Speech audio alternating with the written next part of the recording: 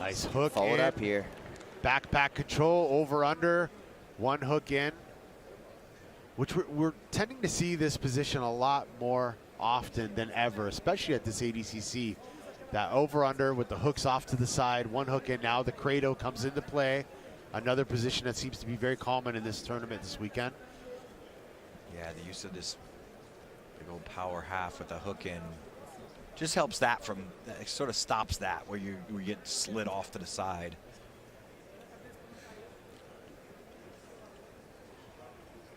Double underhooks is also makes it a little more difficult for someone to bring you off of the top. But the problem with double underhooks is that there's no real threat on the neck, so it allows people to take the feet out with the hands.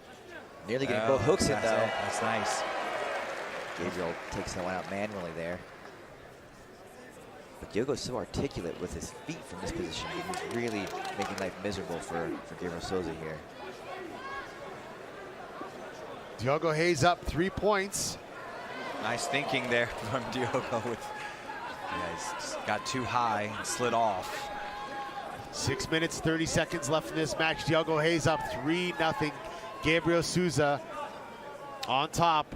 And notice Diogo is not sitting up. He's not going to allow Gabriel to do that outside passing by sitting up. He's going to stay on his back, which is going to force Gabriel to engage, which is actually works to his favor, because I think Diogo will elect to elevate using his legs. There it is. Possible rest up scenario there. Reverse De La Riva in play. Gabriel Souza trying to free that knee. Yeah, now he's trying to move the hips, flatten out Diogo. He's almost got his hips inside the knees there. He's trying to beat that top knee with the hip by walking. He's almost got it, but now he lost the grip of the wrist. I was wondering why Diogo was going from the underhook on the left side, but now I understand, because he was grabbing the other leg and trying to reverse totally. Yeah. But still an awkward position to be in from the half guard, especially when the opponent is facing your hips like Gabriel's doing.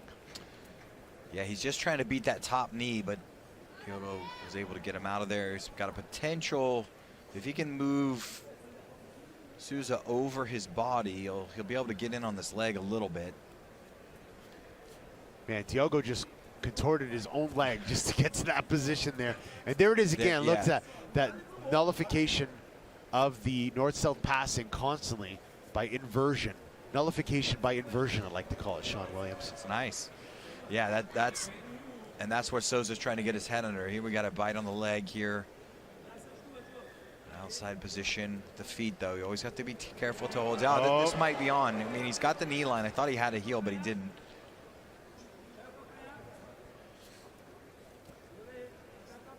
Diogo Hayes constantly hitting that double trouble, wrapping up one leg and attacking the other, making it more difficult for Gabriel Souza to do anything. Gives him really good control of the hips. Again, attacking the leg. There it is. Yeah, it's getting closer now. He's got a nice closer. bite. He does. Baby Shark's got a bite. Gabriel Souza looks unfazed. Yeah, he's got the wrist and he's got his toes in there to try to free his foot there. That's a little bit better. Now he can slip his heel a little bit. Nice inversion, though. Look at that.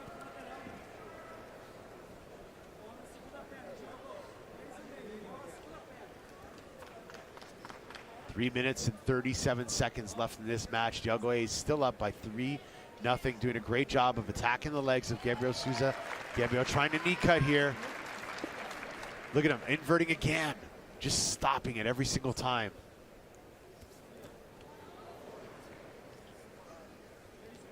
This is the absolute best I've seen of Diogo Hayes today. Like, this guard work is phenomenal. So far, he's answered every turn for Gabriel Souza. Look at him. And getting closer to achieving some real attacking positions where Gabriel's struggling to find an opening. You're right. He's getting deeper and deeper. Oh, that sideways. Oh, he's turning that knee out. Oh, Gabriel Souza with the back attack there, but just unable to secure position. Slid off to the side. There's a nice little back take from that very position there, but Thiago brought his back flat to the mat and shut it down. 2 minutes and 40 seconds left. Man, Souza is just non-stop. This is a good position, though, for Souza on Yeah. top. It is. He's got to get that past that knee. There he's.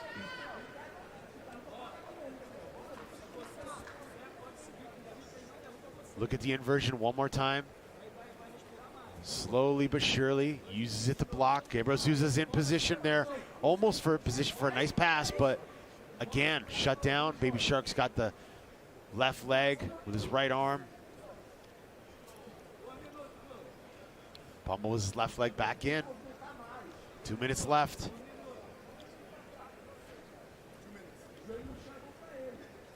And trying to beat that top leg there from that Z guard. There's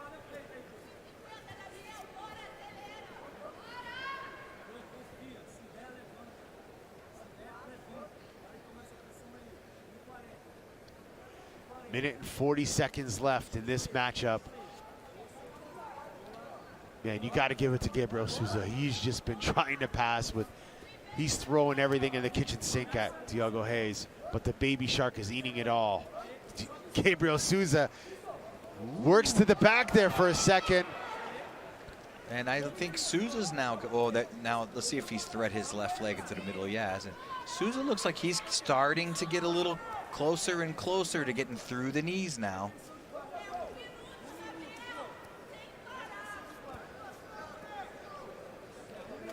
Minute and 3 seconds left. But is he going to have time?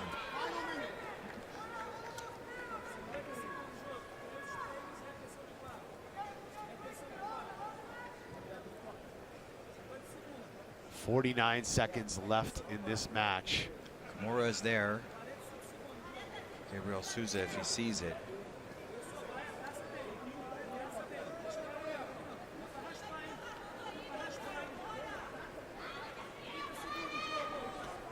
.30 seconds left in this match. Gabriel Souza's got to go for broke here. He's got to attack a leg, jump on an E-bar, do something here. Otherwise, Thiago Hayes is going to get this victory with 3-point lead.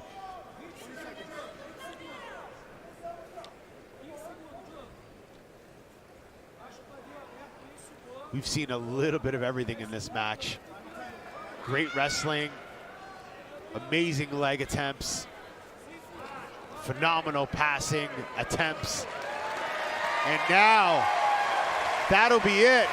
Thiago Hayes is your 2022 ADCC World Champion of the 66 kilogram division, bringing the gold home to Manaus, Brazil. Team Melky Galvão. Ladies and gentlemen, your winner and new ADCC 66 kilo gold medal champion, Thiago Baby Shark Hayes. Baby Shark has done it. Amazing campaign by this young man. Look at him. Still poised. He looks like he can go another 2 rounds.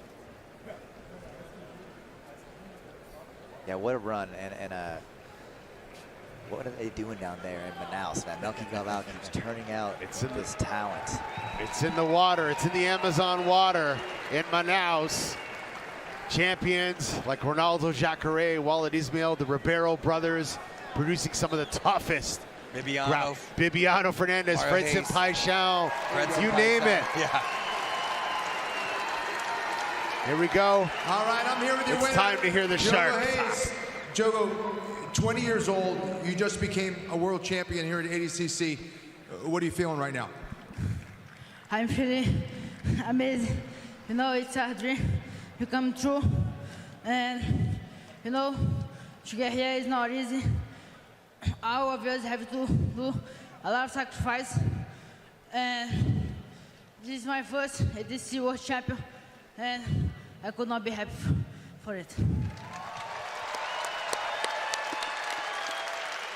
Your coach, your mentor, Melky Galvão, has produced a lot of young talent. What's the recipe over there in Manaus? They are the same like me, Mica, and Fabrizio, you know. They are beats. And also, without this guy, I could not be here. Me and my teammates could not be here also because he's the guy, you know. Without him, it was impossible. And he deserves our courage because he sacrificed everything for us. Joe, congratulations on an amazing tournament. And also, I want to say thank you, God, for giving this opportunity to win. Because without him, I'm nothing, we are nothing. I want to say thank you for my family, for all the support, my teammates from Manaus, Team Galvão. And would like to say thank you, Kings, for the choice, for all the support and spells.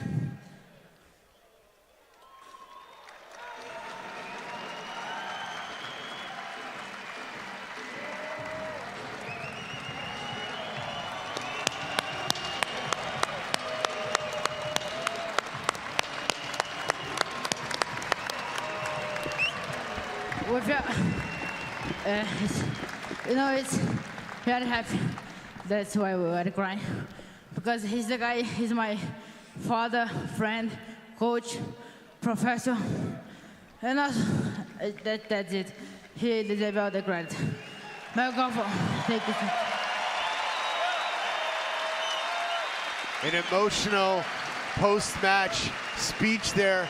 Chase Smith, I see a tear rolling down your eyes. That was emotional. I'm almost crying here. Sean Williams, oh man, congratulations, Baby Shark and Team Melky Galvão bringing the gold home to Manaus, Brazil.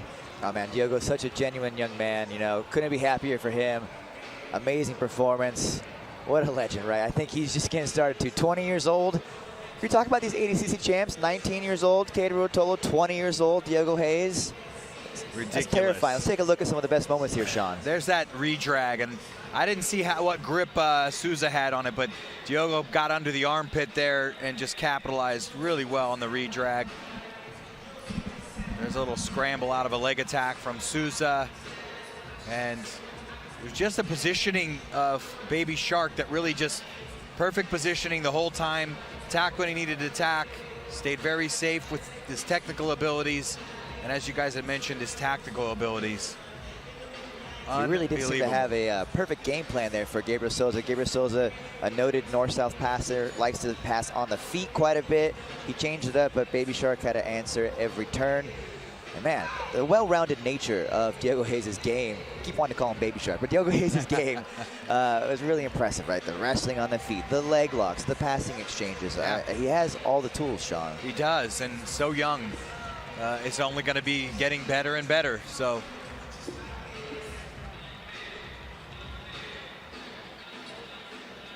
once again, I'd like to remind everyone at home that this broadcast is brought to you by Tezos, the energy-efficient blockchain and official partner of Flow Sports.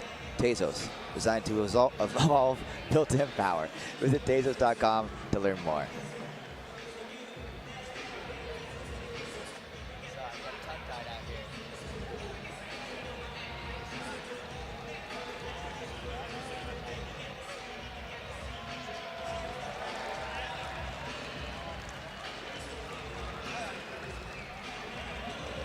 See some of the behind-the-scenes moments here at ADCC 2022, Thomas and Mack Arena. yeah, I tell everyone, like, if you can, well, I mean, besides the whatever 12,000 people that are here, it's the next one of these. You gotta go. You gotta go. It's an unbelievable show. We're glad that you're home watching this. If you couldn't make it live, And now, we're glad to have you here. in your Gearing up for our 60-kilogram next match. division, from Canada, Brianna Saint Marie.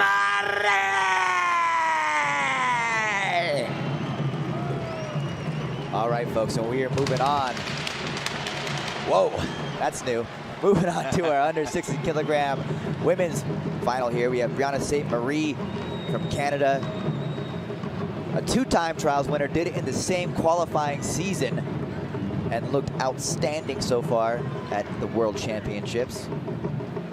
Took home a big win over Bianca Basilio, scored a clean sweep for 4 points in the last 10 seconds of the match. Yeah, and you know, I really enjoy watching her because it is just so solid. Everything is solid. She did it with a Kimura up and over combination. I mean, at the world-class level. That's basic, fundamental jiu-jitsu, just done at the highest levels.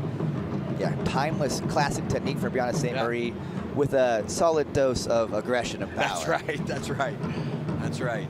So I look forward to seeing what she's got. She's got a relatively, not a complicated game, I would say, but just highly effective. Yeah, very refined approach from Brianna St. Marie. That's right.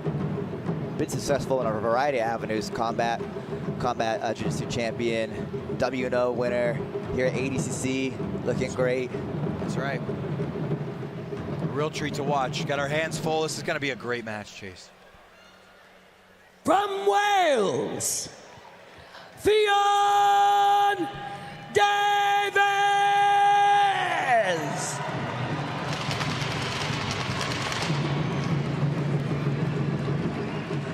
And there we see Fionn Davies making her way down the stage. A fan favorite here at ADCC. She took out the Lady Goat in the semifinals in somewhat dominant fashion, you might say, 6-0 in that match. Yes, I'd say so. She's very, very powerful. Has a very powerful jiu-jitsu style, very well-rounded on everything now. We used to say, hey, she's a little, had a weakness of the legs. Not now. Now she's attacking legs. Like, she looks great. She looked great on her previous match. Ladies and gentlemen, introducing first, fighting out of the blue corner from Montreal, Quebec, Canada, representing Brazilian top team, Brianna St. Marie.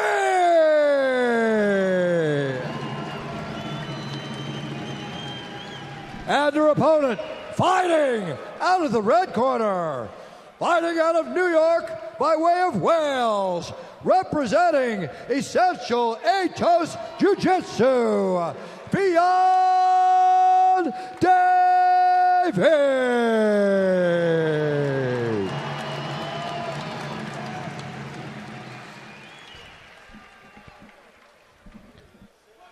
All right, here we go. The female under 60 kilogram finals of the 2022 ADCC World Championship. Ricardo Amendolia calling the action with Mr. Chase Smith and Sean Williams. Brianna St. Marie from Montreal, Quebec, Canada, representing BTT Canada. Professor Fabio Hollanda against Fionn Davies. Fionn's been to the finals before here at ADCC. And she's taking it. She's going after Brianna. Yeah, there's no waiting for the points period here with Fionn Davies. She wants to finish this thing quick. Great takedown, already enacting a great passing game. She spent her entire ADCC camp with JT Torres at Essential there in New York, and looks phenomenal for it. Yeah, now Brianna's getting on her side. She's a very, very good John Wayne sweep from here. So you'll see if she dominates that far wrist. Going to go Kimura, and there she goes. You ever see that right hand try to sneak underneath there and get that wrist? So she's got Kimura on one side there. See that right hand? Yeah. Going to do a 2-on-1 and try to off balance to her left side right now. It's that classic John Wayne sweep. And she does it very well, but she's also got a Kimura on this far side. So systems don't have to be complicated. They just have to be complete. Sean Williams got a really nice John Wayne sweep breakdown on YouTube. I recommend you guys go check it out at home. Fionn Davies taking a page out of Brianna's book here with the overhook headlock from the half guard. Brianna continuing from the bottom there. Something tells me Fionn's had a really good strategy for this match, and she's trying to shut Brianna down. Fionn doing a great job from the top position.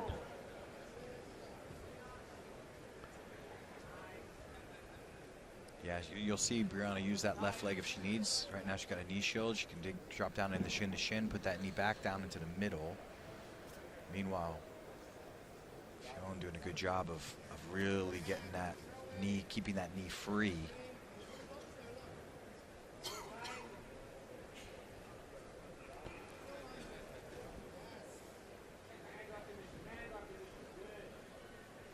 Brianna St. Marie on the bottom, trying to underhook the left leg of Fionn Davies. She's got her own left arm underhook now. Absorbing a powerful crossface, though, from Fionn on top. Brianna's got that left leg wrapped right behind Fion's leg. It's good position to get that coyote guard. If she can get to her knees, and I think Fion knows that. That's why she's shutting it down with the cross face with her left arm. Would you say that's correct, Sean Williams? Yeah, and you do got to watch when you start putting your Brianna has her legs through the middle. There, she's over actually a good leg, but you got to watch getting your back taken here. So right now her leg is over the top, but she's got to be very careful that that left leg stays over the top when she turns there. Fion's getting in better position now with that leg. Battle of Canada versus Wales. Brianna St. Marie is also the first Canadian, definitely the first female Canadian to make the finals of ADCC World Championship. She's doing it. She's cut the corner here. She's done a really good job of collecting this leg. She cut the corner.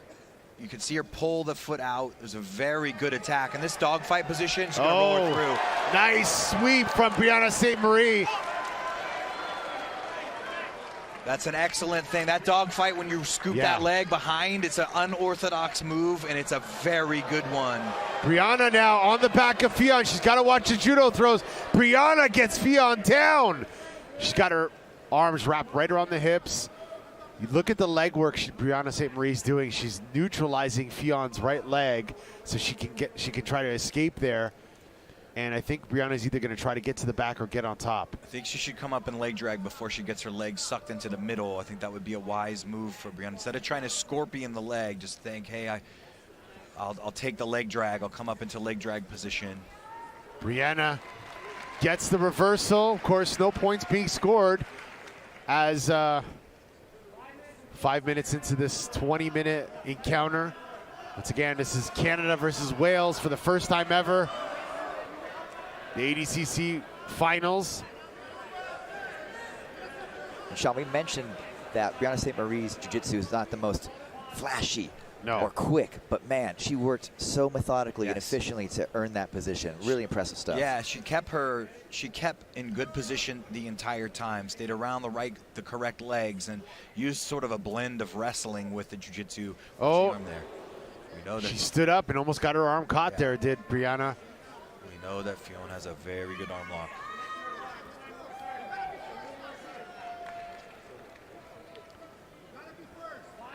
Brianna actually won both the East Coast and West Coast trials here in the USA, earning her spot here at the ADCC World Championship. She's got an incredible close guard. As Sean Williams mentioned, great half guard sweep. But Fion Davies, as I mentioned before, she's been here before. She's been to the finals. She's been competing at the highest level, at black belt, in the gi, without the gi. So we have the talented newcomer from Quebec against the experienced veteran here in Fion Davies. 14 minutes left in this matchup.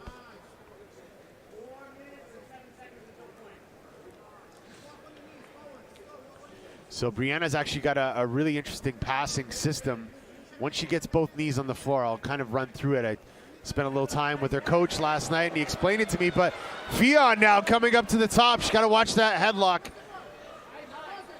Yeah, nice. Back to the close guard. This is where, you know, yes, Fion was able to reverse, but inside the close guard of Brianna St. Marie is not where you want to be. She took Bianca Basilio from this position.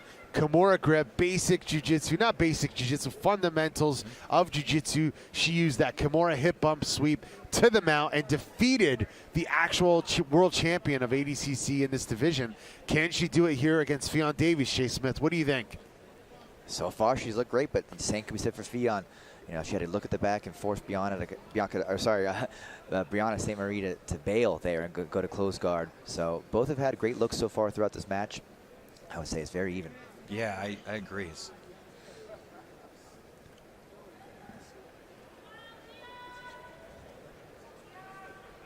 12 minutes, 55 seconds left.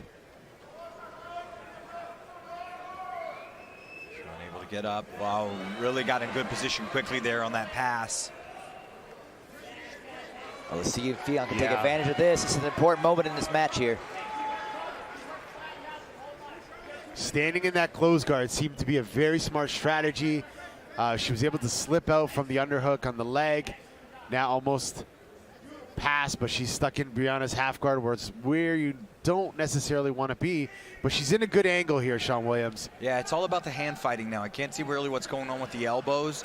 Brianna's going to have to bring this right elbow clear through to this bottom hip and keep that left arm real smart, either an underhook or a monitor of that bicep.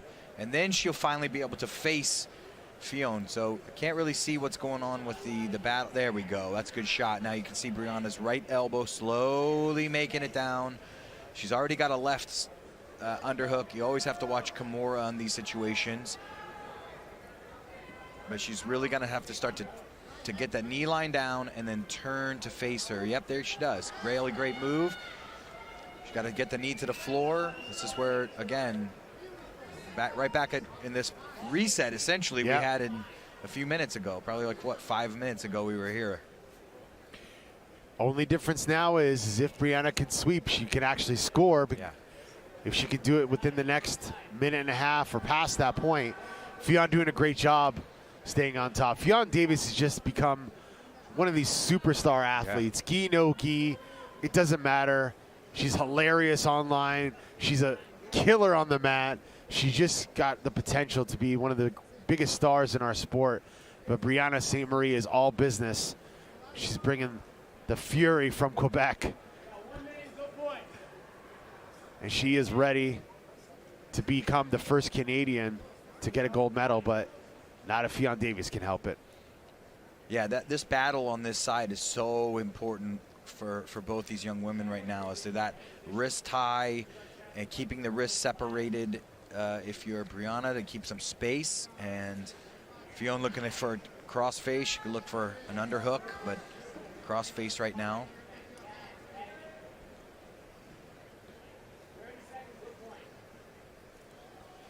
$20 seconds left.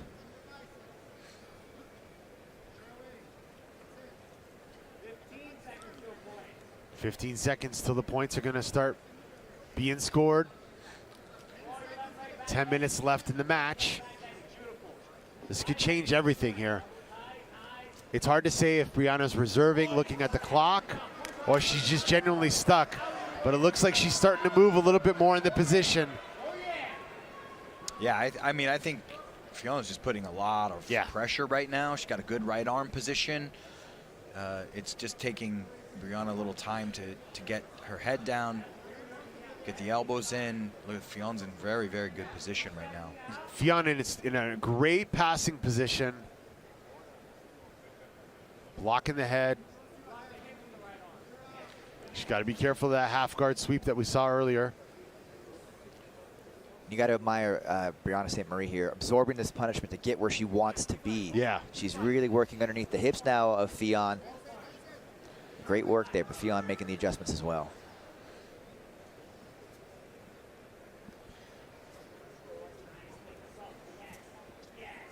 Fionn recently training at Essential Jiu-Jitsu with two-time champion JT Torres. Gabriel Souza was actually spending some time there as well. So deep talent in the room there. Brianna St. Marie training at Brazilian Top Team Canada, Montreal, Quebec under Professor Fabio Holanda, the mastermind.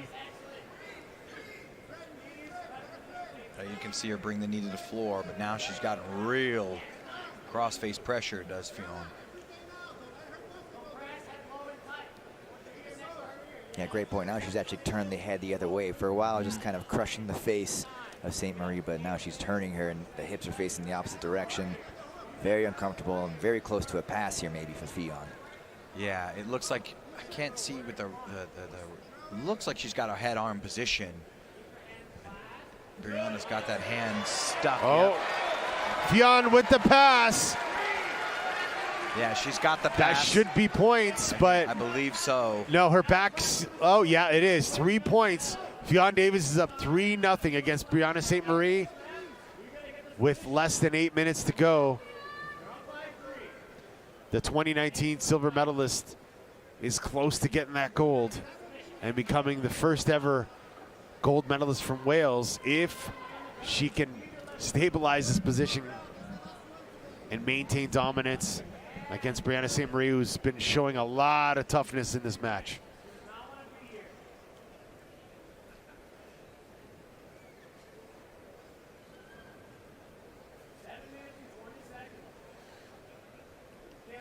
Now Fion's got to watch if Brianna uses that right arm, creates a little space, and then just runs away from her to try to turn, and then she can get back to the guard. It's good escape where they run away, and then if it creates some space, you can always turn back, get your knees in.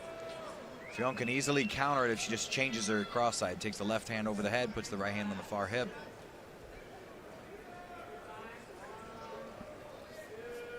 Fion dominating position there, looking to get to the back.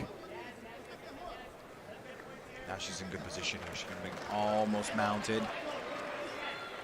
See if Fion goes and gets this right underhook now. Of the top arm, really. The bottom arm is a good one. The more Brianna turns, the more she's gonna want to underhook with that top arm.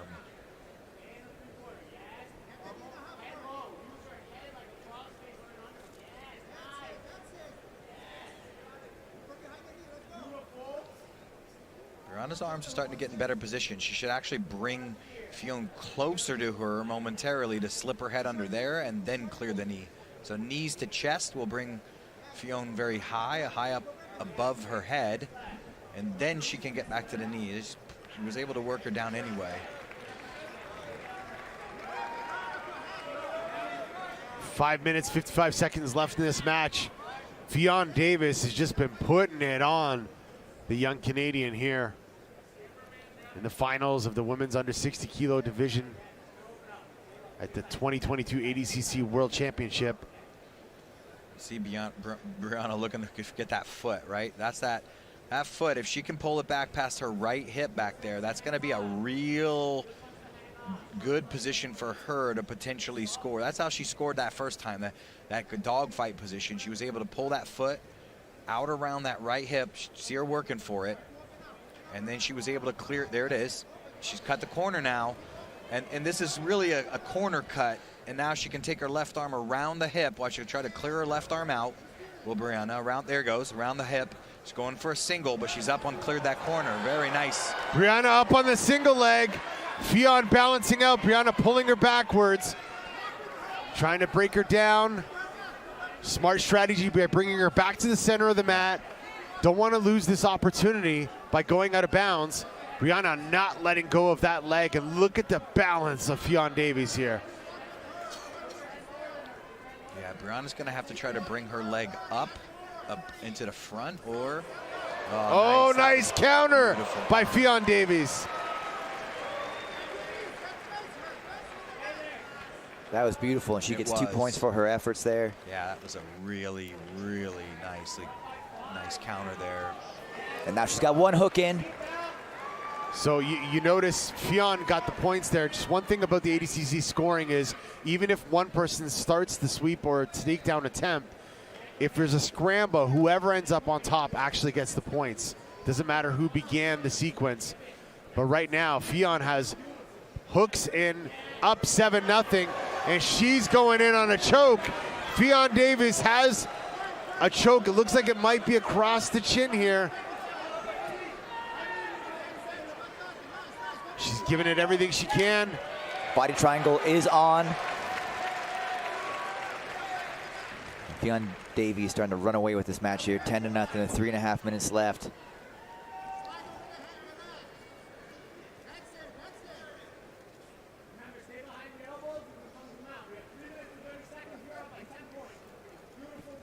Three minutes, 22 seconds left. 10-0 for Fion Davies. Got a modified sort of angled body triangle. Brianna trying to get that foot out to escape here. Fion doing a great job of maintaining position. She is not letting go. She is not going to concede that position. Brianna working inch by inch, trying to get her back into the half guard. Yeah, she can get her knee line back into play. Continue to turn. She can use the shoehorn with her left hand to free that gift wrap.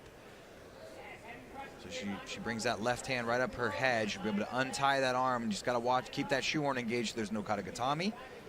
There it is. She did a good job there, Brianna. Nearly out. There's the katagatami follow-up. I don't know if she's got her hand in there.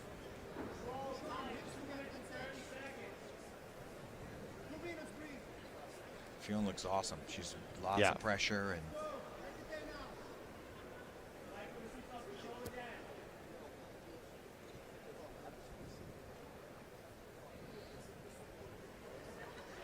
Fionn's doing a great job staying just behind the shoulder of Brianna. Even though she's kind of in her quarter guard, but she's in the right angle to just dominate. And she can use that downward pressure behind Brianna's shoulder to flatten her out or attack the katagatami, like you said. Minute and 50 seconds left. 10-0. We may have our first Wales champion. She's got gift wrap, katagatami. She doesn't really need to score, so she just keep working for these strangles or gift wraps. I think it's a better idea than really risking trying to chew a chair sit or something like this that could open up some space. There's the katagatami coming in. A good pummel for Brianna. There's the gift wrap.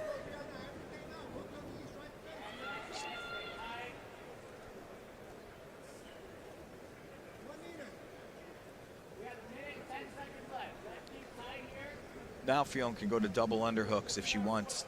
If with that gift wrap, she get that right arm pummel under that far arm, kind of come up with double unders. There's what she's doing, exactly that. Pressure those double underhooks out. Use her left hook to free the legs, and then it's a whole nother ball game. You have double underhooks in your mouth, and it takes some time to get out of that.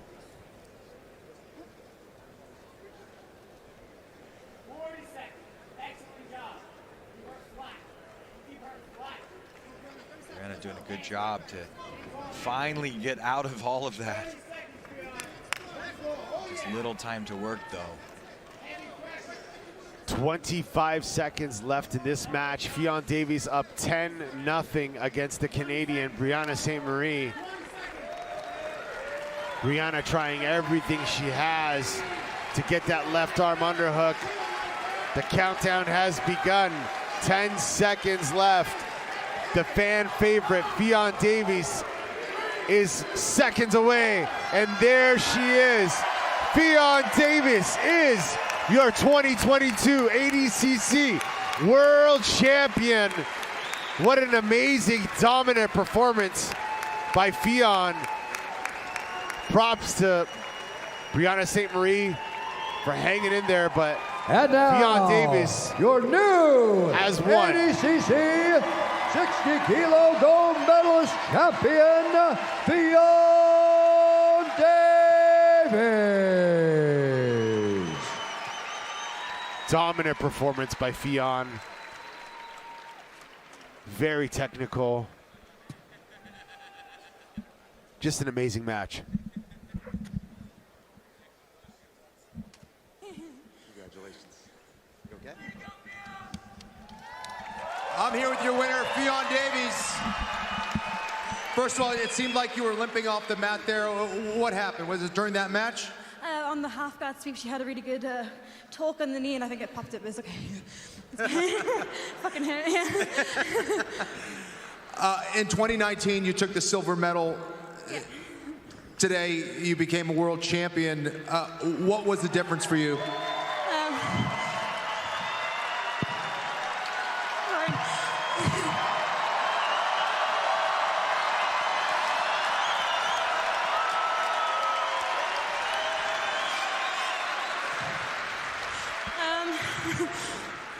I really do believe in myself finally, and I'm surrounded by a lot of really positive and kind people, and I'm just really grateful to them for helping me get through it. So yeah, just want to say a big shout out to my team, Essential, and all my friends at East Coast as well. And yeah, just thanks a lot. What does it mean for you to represent your country of Wales and your team, Essential BJJ, to finally earn this medal? It's amazing, and I'm really grateful for the support, and I didn't really think I could do it really deep down, but I'm just really glad I did pull through. I don't know what to say. I'm sorry. Fionn, you seemed like you were in control every single match. You had killer instinct as well. Congratulations.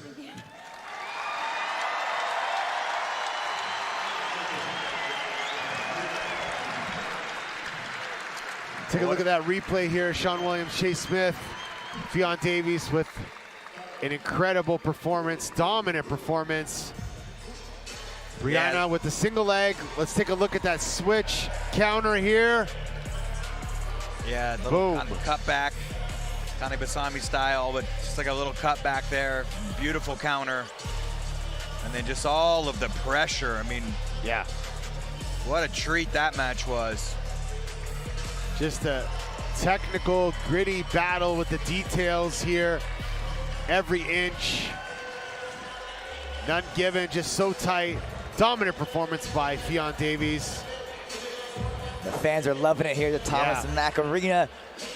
They were on their feet in the last 10 seconds when it was clear that Fionn Davies was going to become our next champion. Congratulations, Fionn. Bringing the gold back to Wales.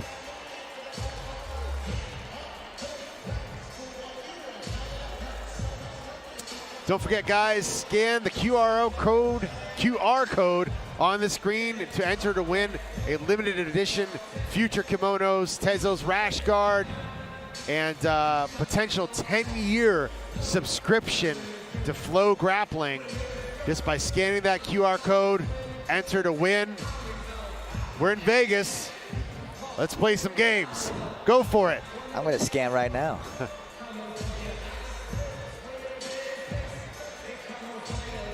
We'll be back in a short second, guys. Female above 60 kilo division final coming up. Stay tuned.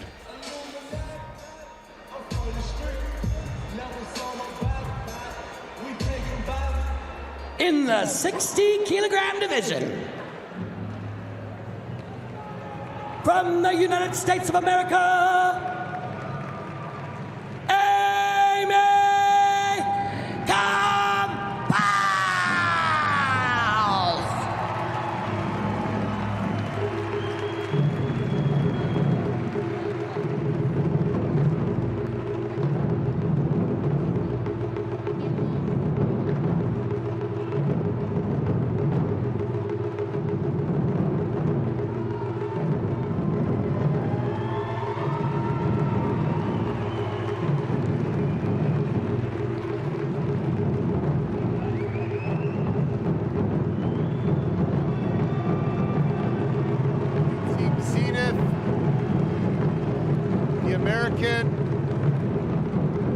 winner at the West Coast Trials, Amy Campos, looking to become the first time ADCC World Champion. Again, representing Team Zenith in USA. She's got a well-rounded game, very aggressive, loves the submissions, goes for knee bars, goes for arm bars. You saw her against Gabby Garcia. This young lady can do it all. But can she defeat Rafaela Geddes, the aggressive Atos Jiu-Jitsu black belt who's just been on a tear? We'll find out. From Brazil, Rafaela Geddes!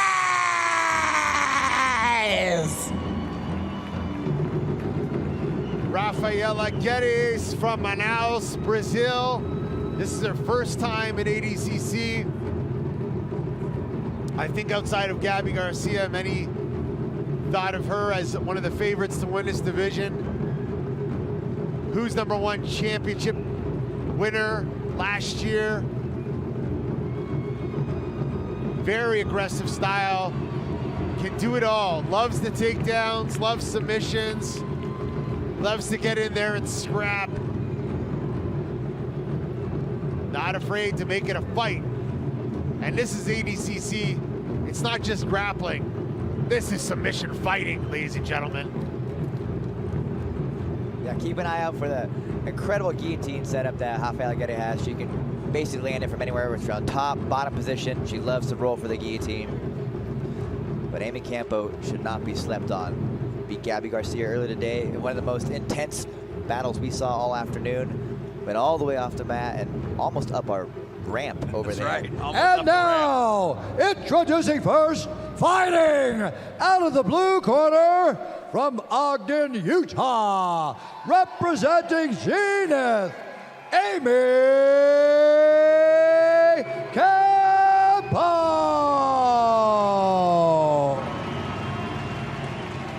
And her opponent, fighting out of the red corner from San Diego, California, by way of Manaus, Brazil, representing Atos, Rafaela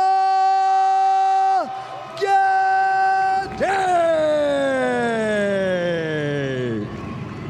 Okay. Sean Williams, Chase Smith, I think we're in for a scrap here. We could be in for a slobber knocker, as Trey Robinson likes to call it from time to time at Who's Number One. But Rafaela Geddes, she's got the locks. Amy Campo's got the knee bar. Time has begun. Here we go. It's the female finals of the above 60 kilogram division at the 2022 ADCC World Championship. Rafaela Geddes, coach Kainan Duarte, who just won his division, shouting instructions from the corner.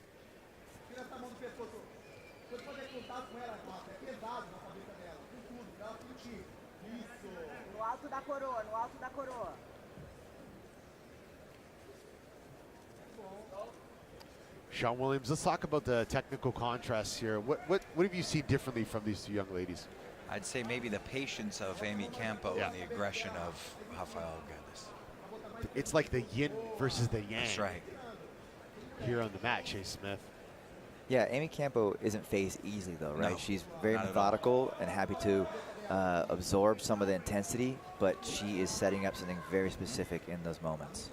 She was not intimidated the least bit by Gabby Garcia. Gabby was in her face. Gabby was getting nasty with her, and Amy Campo didn't care. She was coming back. Yeah. She was ready to scrap.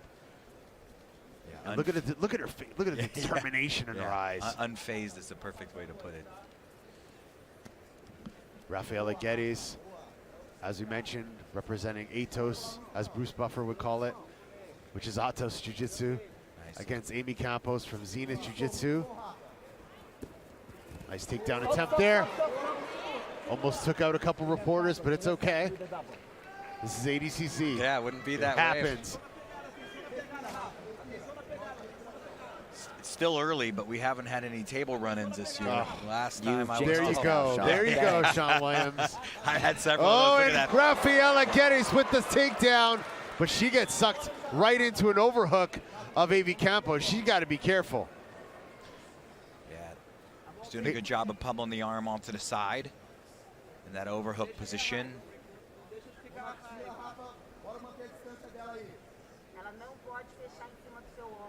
can see her trying to stuff that arm down between the armpit and the hip, which is what you need really for a closed guard. It lets you create the angles.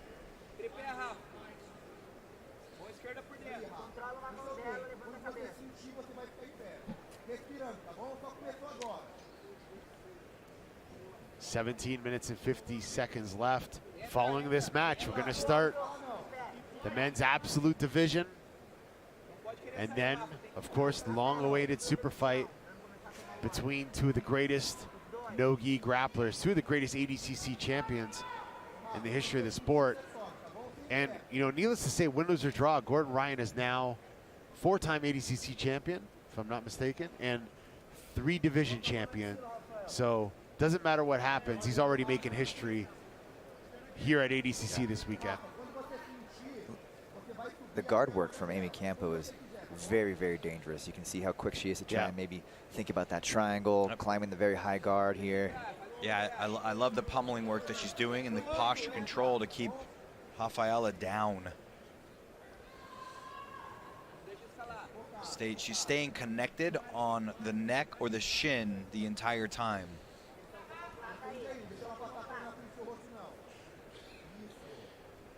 Rafaela is doing something interesting with her arm. She's always keeping that right hand on the shoulder, elbows in, trying to prevent any sort of entanglement of the arms.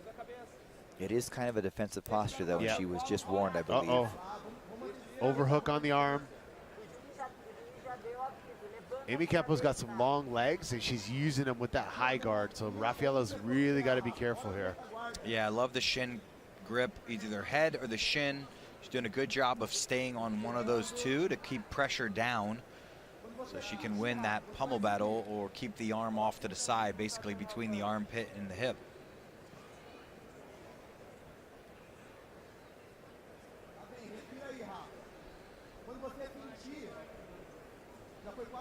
Punch through triangle possibility. 4 minutes into this female final matchup. Oh, she got a nice bite on the shoulder there, but Rafaela disengages, looking to pass now. Rafaela with the foot stomp pass. Yeah. Nice guard recovery. Amy Campos with the fist bump saying respect. Yeah. Good job.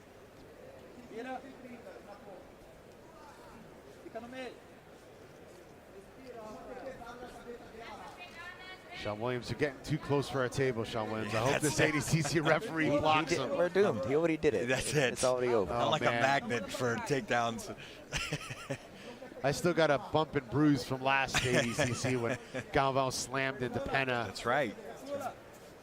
Smashed my waist. Right into our table. It's Amy Campo now walking Rafaela until Rafaela shoots. Look at that. And that's what we're talking about, right? Just patient, and then all of a sudden, bang. Explosion. Underhook, go behind. They stopped it, but very good defense and right around the shoulder line.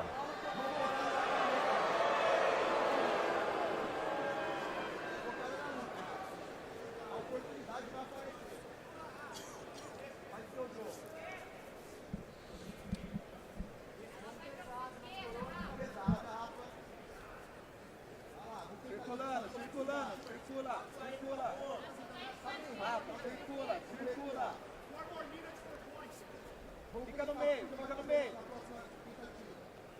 4 minutes and 30 seconds left to the points period of the match begins. This is Amy Campo versus Rafaela Guedes here, the 2022 ADCC World Championship. Female 60 and up division finals. Ricardo Amendolia calling the action here with Mr. Chase Smith and Sean Williams. Such an amazing tournament. This whole weekend, this whole ADCC has just been incredible. Full body lock. Let's see if Amy can get around the corner now. She's got to step left leg. That left leg can get around the corner. She can step into the middle with the right leg, and then the left leg can step around that corner, and she'll be able to drop in. Let's see. She's trying to get around that corner.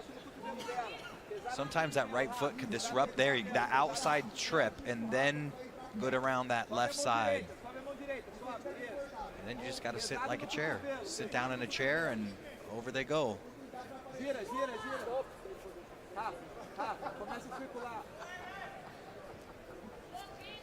Good stoppage by the referee. They almost took out one of our cameramen or camerawoman, but good reset too. Oh, there it is. Amy with the beautiful guard pull to butterfly sweep. Sumigaeshi hook sweep, whatever you want to call it. It was effective. That was textbook. Yes. It was beautiful right there. An excellent, that's the way a guard pull should be. Guard pulling into, right into something. Sweep, yeah. And she used that very productively. You can't just pull butterfly guard and chill. This isn't Netflix. You got to sweep. You like that one, ain't you? Look at that, around the corner. Ooh, Rafaela, oh, beautiful counter by Amy Campo. And Amy Campo is taking it to Yes. Rafaela Guedes out there. Big Uchimata counter.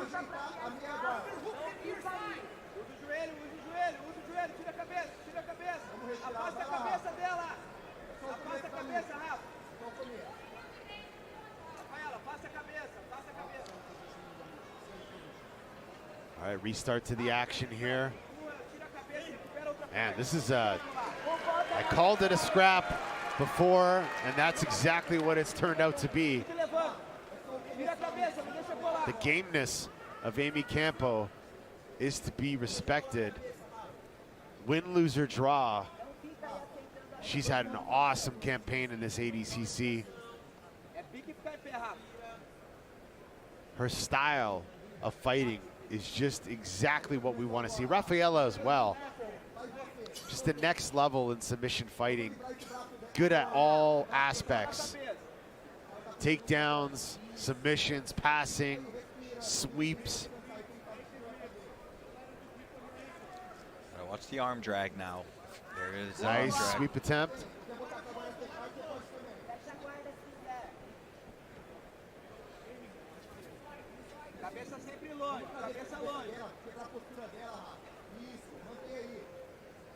Kind of Duarte telling Rafaela to break the posture of Amy Campo by pulling the head. Got her right leg laced in, but just realized Rafaela's right knee is pretty taped up. Not sure if that's affecting her performance or not. I'll say it again, Sean Williams. If you got an injury, you got to tape both limbs. That's left right. and right. Disguise it. Keep them guessing. Well, maybe her left one is the one that's.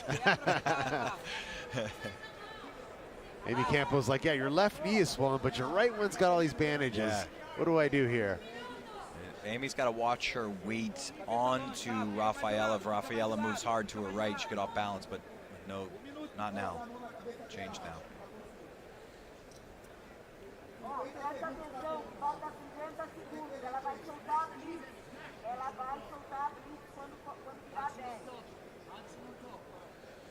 Ela vai soltar a blitz quando virar 10. Atenção, tá? Quebra essa pegada da mão. Quebra a pegada da mão.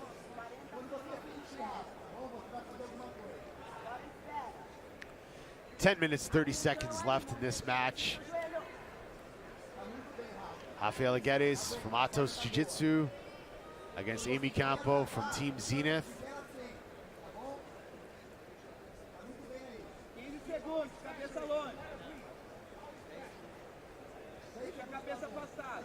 Amy leading with this knee in the middle. She can weave the legs with the left arm if she wants. She could start to walk towards this left side as well. She tries to power through there. Oh, nice tip attempt there by Rafaela. Yeah, we are in points now as well, so.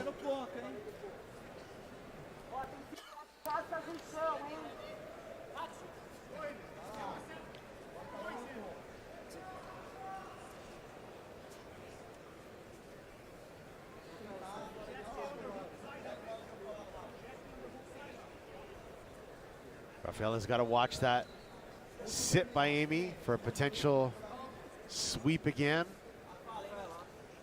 Yeah, she got a full body lock here now. So again, trying to get outside this left side. Just let it go. You're right, that was a beautiful move earlier, so. She could try Ukewaza or that lateral drop as well. And that would be this very similar look. There's the lateral drop from Rafael. Uh-oh. That did not go how Amy Campo would have liked. That's going to be 2 points there for Rafaela Guedes. But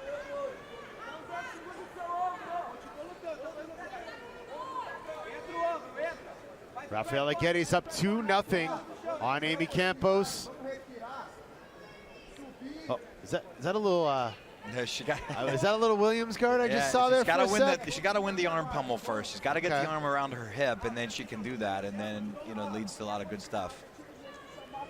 Yeah, it's close.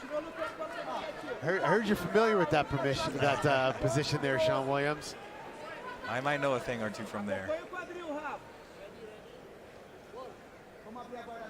She's doing, she's right there, right? She's got to pummel up through the middle. So right now she's been trying to take the wrist down to the hip, which is fine. But if she could pummel up through the middle or use a sort of a reverse Kimura breakdown, it'll put the arm again where she wants it to be. If that's something that she really likes. She's elected to go as an underhook, but. Oh, nice armbar attempt there. Rafaela slipping out, now trying to pass, standing here. Guedes having none of that. Foot stomp, pass attempt. I don't know if there was a pass attempt, but it was definitely a foot stomp.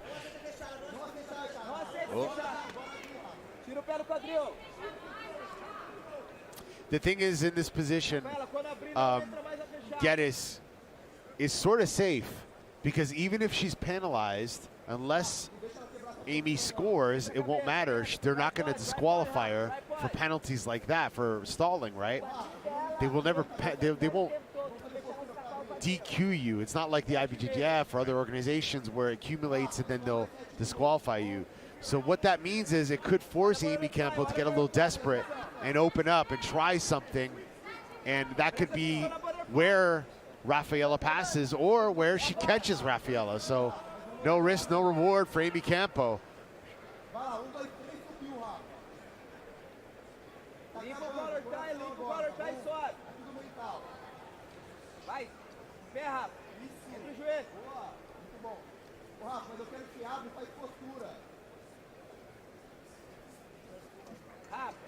Continua lutando, vambora.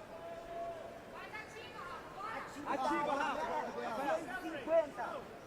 Não vamos dar sorte pra ganhar agora, pra fazer acontecer. É o último 6 do dia, levanta. Vambora, para não. Entra o joelho, entra o joelho, entra o joelho. Levanta e fica em pé. I hear Rafaela's corner telling her to stand up when you can, stand up when you want to, but just watch the arms.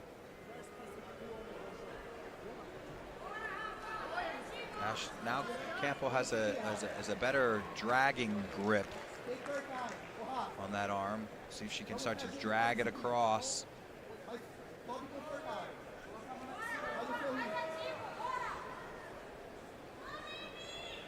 Rafaela, levanta! Vai! Entra o ombro! Entra o ombro! Amy Campo really needs to pull. If she does want to get that arm by the hip, she needs to pummel up through the crook of the elbow there. Yeah. Hold the shin, pummel up through the crook of the elbow to really put her arm over there, isolated by the hip. Because Rafaela is doing a really good job of keeping her arms. There she got on the left side. Now she's got that position that she could go after that. But see how she's sneaking the arms inside the hip? Very good by Geddes.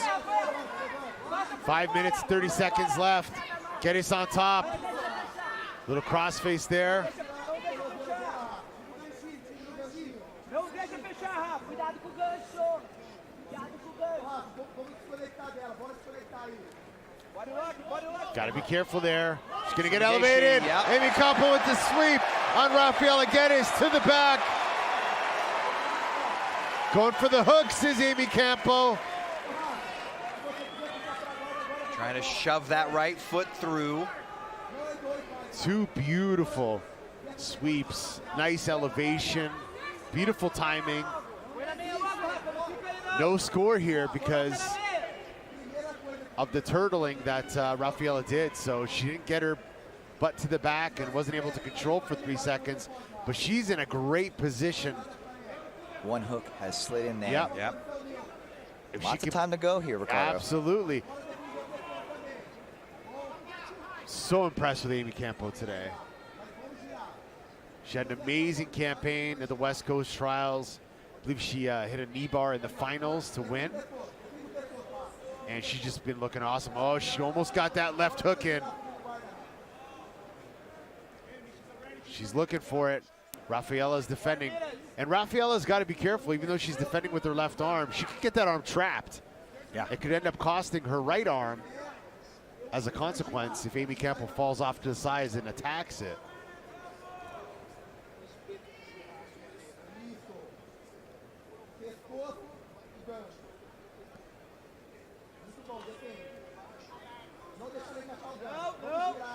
You hear kind of Duarte saying, just don't let her get that hook in. Don't let her get that hook in.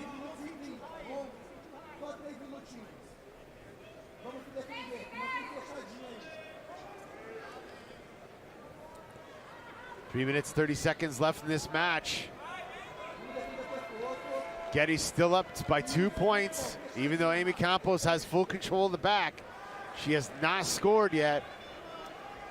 She's trying to, I mean, at this point, Sean Williams, would it be smart for her to change the strategy here? Maybe fall off to the side and looking for a power Nelson. Yeah, she got a power. Give me some half wrestling. now. Give me some wrestling terms here, Yeah, Sean she got a Williams. power half now, and that could help turn her to her side, and that would be a big deal. The way that Rafaela has that, she can also try to pull that wrist behind her back. She's going to lose this position, but it also might help her break her down to the side. The underhooks that she has is very good to keep her on the back, but it can't threaten the neck. But again, good to keep her on the back. 2 minutes, 30 seconds left in this match. Rafaela Quem is still stuck on the bottom there.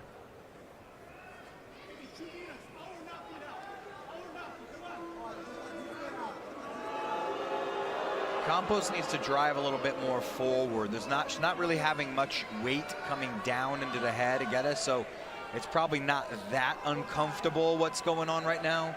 If she can get some drive into the head and some downward pressure, it'll make it a little bit more uncomfortable for this turtle position.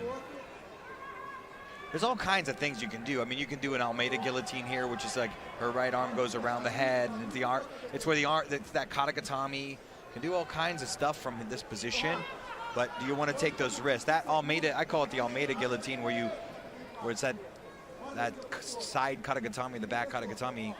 That one can get to the back with that one. So that's also a very creative way to deal with a very tight turtle position. Campo might be feeding their left hand through the neck. Nope. What I noticed Campo was trying to do with her left foot was hook behind Rafaela's left foot to stretch her leg. Campo now breaks it down, can't get the hook in. 1 minute left, still no points for Amy Campo. If she doesn't secure this, that positioning was for nothing. She's got to do something here. At this point, Sean Williams, bring your right arm over the head of Rafaela Guedes and go for a guillotine. You can also do the freestyle guillotine, which is known as a twister. And you can take your right arm through that gap. But again, you're gonna. So her right arm can go through that. Left foot in. Left foot in. She's trying. She's no trying control. to dig it in It's got to be past the hips. Is it in, Chase Smith? I can't see from this angle, Chase Smith. It looks close. And she's got the back. The hooks are in. Oh, it's in now. She got the 3 points. Amy Campos, 18 seconds left.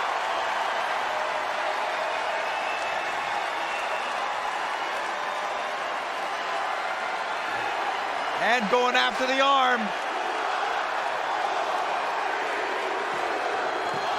Oh my gosh. Amy Campos has done it. Amy Campos is your 2022 ADCC World Champion. What a match. And now, your new 60-kilo ADCC gold medal champion, Amy Campos.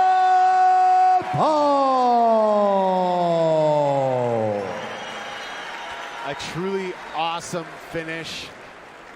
Come from behind victory, down on points.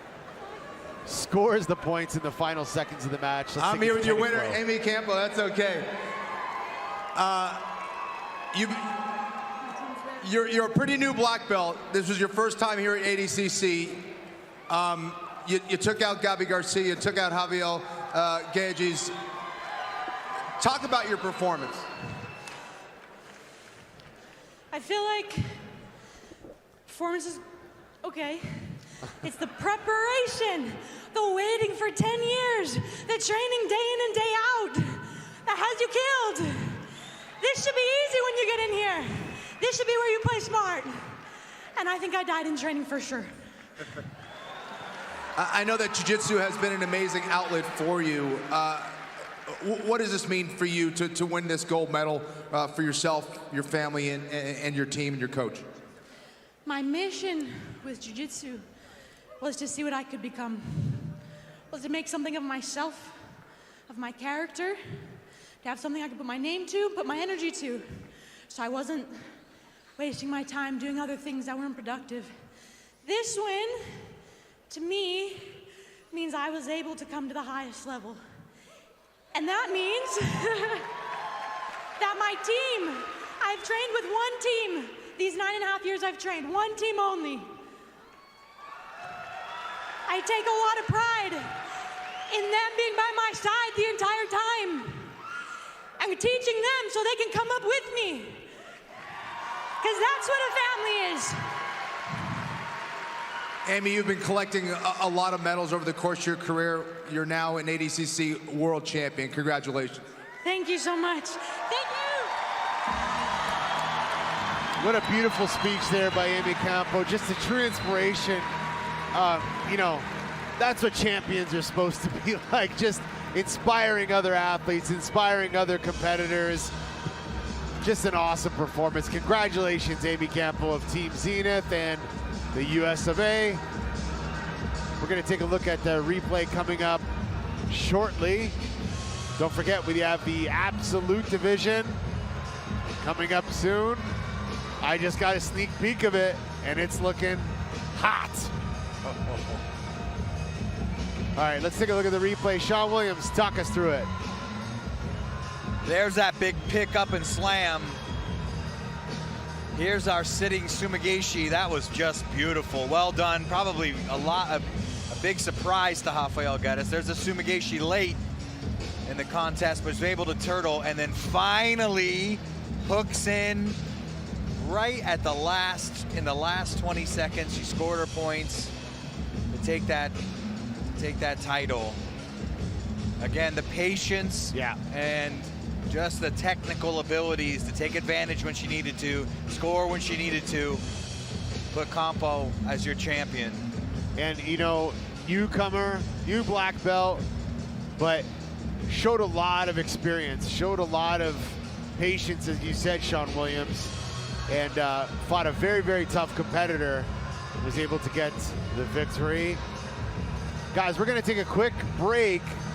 Coming up, we have the battle of David versus Goliath in the Absolute Division.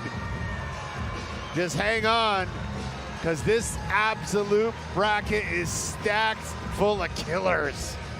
Stay tuned, guys. We'll be back with more action here from the 2022 ADCC World Championship live from Las Vegas on Flow Grappling. We'll be back shortly, guys. The Tezos blockchain is designed to be different. It's built to be powerful, but flexible, allowing even the most rigid of frameworks to evolve and update over time. It's a network built to last, designed to seamlessly adapt to the mysteries of tomorrow. Stronger today than ever before, and even stronger tomorrow. When great new ideas emerge, Tezos will be ready. And so will you. Tezos, designed to evolve, built to empower.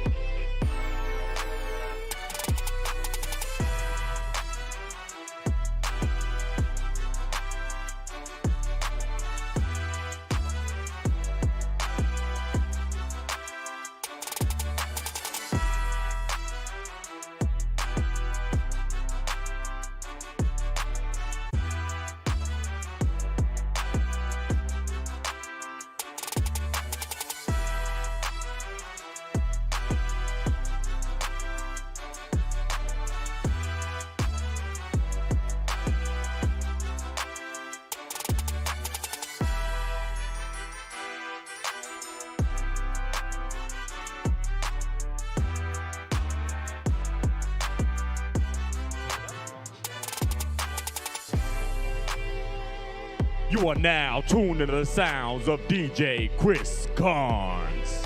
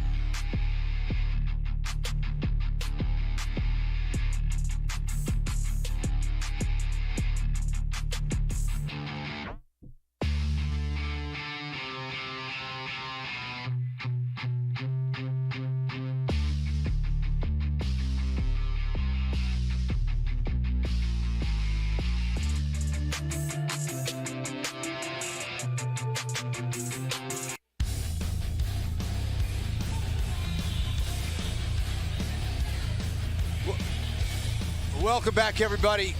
We're here at the Thomas & Mack Arena here at UNLV, and we have determined the 7 champions here.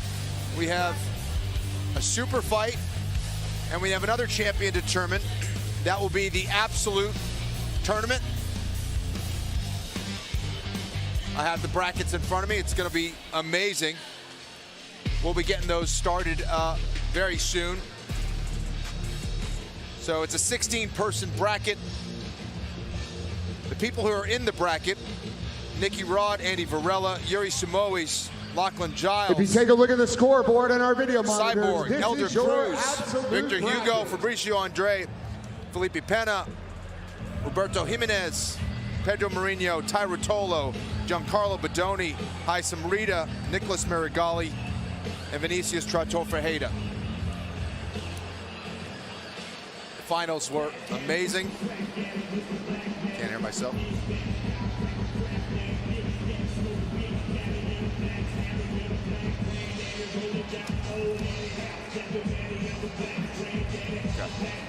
The other finals have been amazing so far. I expect more fireworks here for the absolute tournament. Been a great couple of days. Number 1, Nick Rodriguez, and they're about to announce our first match of the evening. We'll be running 3 mats at once. And we'll be getting things started very shortly.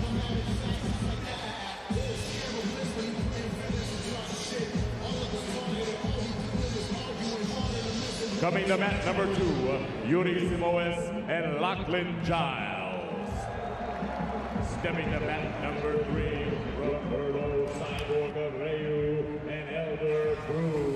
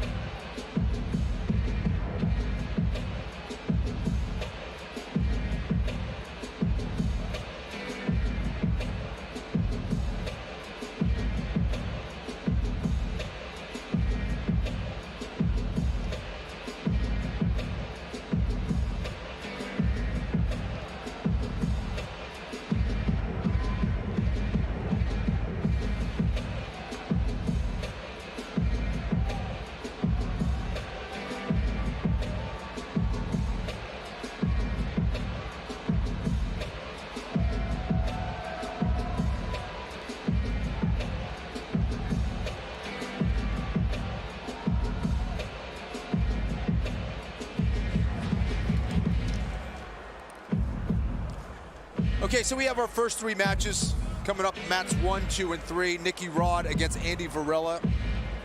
We have Yuri Simoes taking on Lachlan Giles. Giles had an amazing run in the Absolute Tournament in 2019. And then we have Cyborg, Roberto Abreu, taking on Elder Cruz.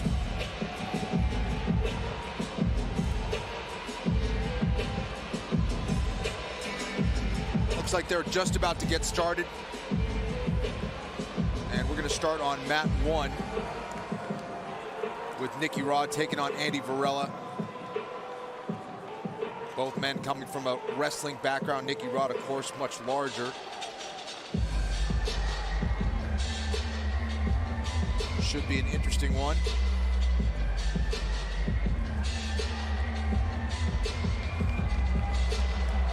Really curious to see how Lachlan Giles does against Yuri Simoes.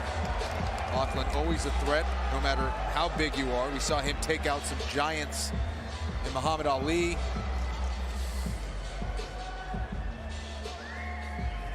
Also took out the over 99 kilogram champion from 2019, current under 99 kilogram champion, and Kainan Duarte.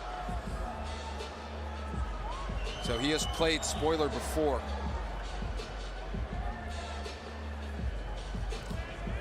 All right, we're going to toss down to our commentary team in mat number 1. Go ahead, boys. Rocking the all-gray kit. Andy Varela. What you call that? Burnt orange? I don't know. Shirtless. And we're about to jump into this thing. Both are great wrestlers. Nicky Rod with the obvious size advantage out there. This should be pretty fun. And, you know, both of them have great wrestling fundamentals. Andy Varela showcased that with some big takedowns over Roberto Jimenez in the opening round of the under 77 kilogram division. And of course, Nicky Rod, we don't need to speak about his wrestling credentials. Very effective, especially in the ADCC rule set. I'm interested to see what kind of adjustments Varela will make to mitigate the size advantage of Nicky Rod. Certainly doesn't want to spend too much time exchanging collar ties, I imagine. Probably stock from the outside, but easier said than done, of course. A lot of feinting, though, I'm sure would be the preference of Varela instead of going strength for strength to someone like Nicky Rod. Absolutely, and for those of you tuning in with us after the finals, we're back down to 10-minute matches in the qualifying rounds. That means 10 minutes of regulation, the first half of which there will be no points in effect, and if the score is tied at the end of the 10 minutes, we'll go into a 5-minute overtime, which is entirely possible when both of these two are equally as good at defending takedowns as they are at initiating them. Yeah, maybe the idea for Varela is to counter as well. Hard to see right now, definitely a feeling out process here. This is Varela's first match of the day. Nicky Rod's already been through an ADCC final. If I'm not mistaken, Chase, Andy Varela looks like he's chewing gum out there while he's competing. It's very possible. I had a teammate that would chew a toothpick. Apparently it's an old boxing thing. I couldn't tell you, I haven't boxed. Sounds incredibly dangerous to me, Chase. Never heard Jeremy though. Shout out to Jeremy. In the corner of Nick Rodriguez is Nicky Ryan. And also his brother, J-Rod.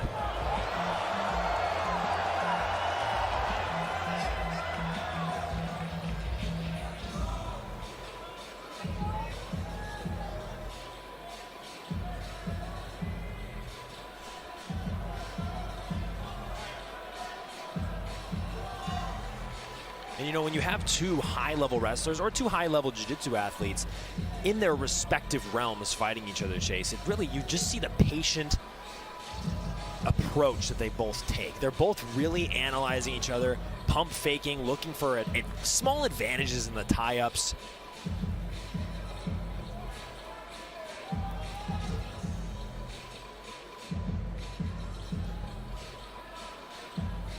Certainly, as much as we can appreciate a measured approach, they have been warned by our referee here for a little bit too much passivity. And also maybe the anxiety weighing on knowing that this could very well be their last match of the tournament. Who wants to leave a stage like this? Of course, you want to end it on a high note there, and so they are definitely picking their punches here, you might say.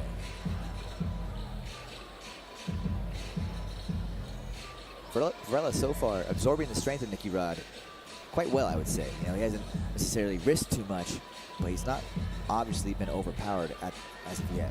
I agree, and it seems like in some of these tie-up exchanges, he's the one really ripping Nicky Rod's head down. Of course, we're a minute 35 seconds away from points coming into effect in this match, so we'll see if perhaps both of these two gentlemen are biding their time for the points to come into effect, and then we might see some real explosive takedown action.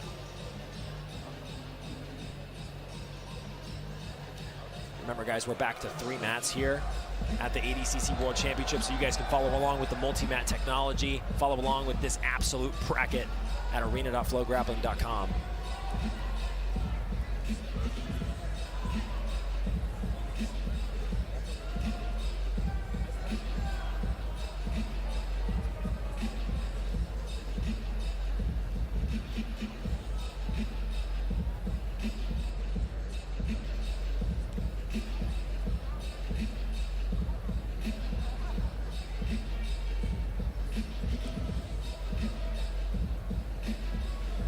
Oh, big jump from Andy Varela. You know, I was actually backstage just now before the Absolute Division started, Chase, and I saw Andy Varela warming up. That man has a vertical. He can jump very, very high. Yeah, he's so athletic, right? You see it all the time in the clips he posts. He matches every bit of aggression that he has with some athletic ability going behind it there. Very dynamic grappler. And I think you were onto something there when we spoke about waiting for the points to kick in. I could see that becoming a crucial factor here. Just 5 seconds left until that takes place.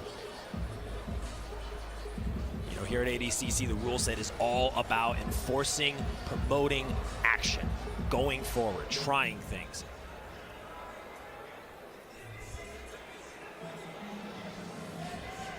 We see some heavier collar ties out of Nicky Rod now, a right and then a left. Andy Varela returning it over the top. Well, they're getting more physical out there, Chase. The intensity has ratcheted it up ever so slightly here. Oh, and the first shot of the match goes from Andy Varela, met by a sprawl.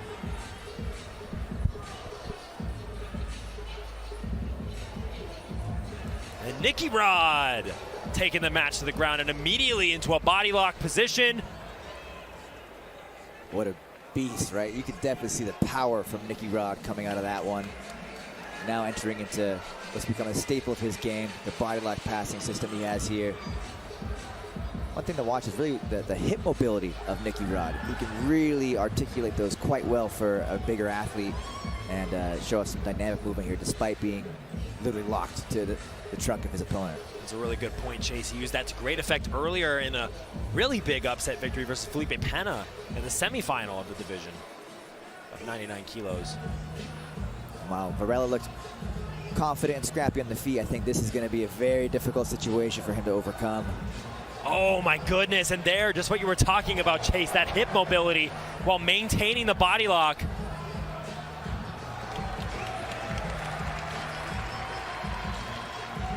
That makes the score 5-0 for Nicky Rod here. Really beautiful work. Andy Varela trying to get back to his side and get that bottom knee in, but he's still in that body lock.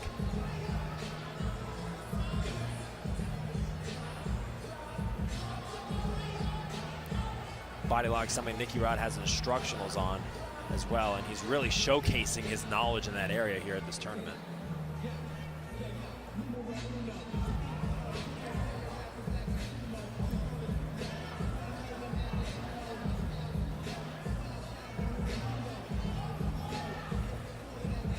And Andy Varela, a competitor known for his high-flying, dynamic style, but also a very knowledgeable leg locker. We'll see if he resorts to that, trying to create some openings in that area as this match comes to 2 minutes and 20 seconds left. He might have to pull out all the stops here to stay alive in this absolute bracket. A little bit of a sly grin there on the face of Varela. He's having a good time despite being maybe down. Why not? Soak it in out there. This is one of a lifetime experience, or at least maybe just the first of many. Who knows? But in any case, Varela is in just a bit of trouble here. Nicky Rod going back to the well, back to the body lock passing, and looking like a lot to handle, let's say. Yeah, absolutely. I think every single competitor here can hang their hat on. They were a part of the biggest jiu-jitsu event in history, and there's another pass for Nicky Rod. And having 10,000 people in attendance here, 10,000 plus people in attendance here at the Thomas & Mack Arena in Vegas for every one of these athletes.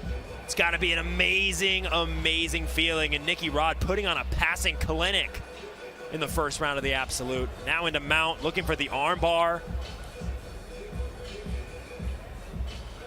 11-0, Chase.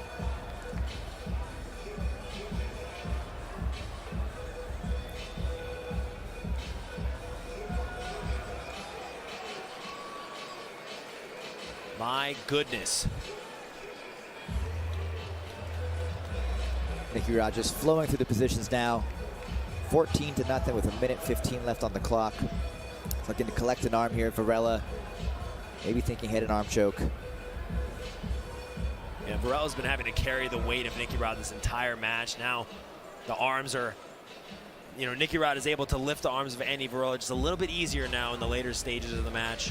It's got to be very tiring carrying the weight of a big, strong, athletic grappler like Nicky Rod. Moving in overtime on match number 2.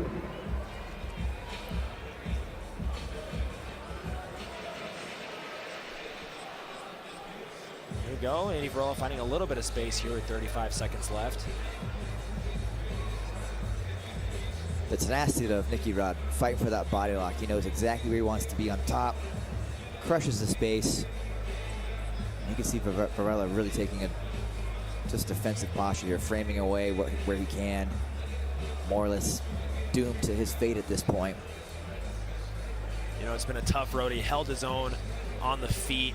Andy Varela is such an exciting competitor. We're going to see him back very soon. He's always game. But today, in the first round of the Absolute Division, he met a very determined and very powerful Nick Rodriguez. 17-0 victory. And he'll move on to the next round of the Absolute. Your winner on match number 1 by points is Nicky Rod.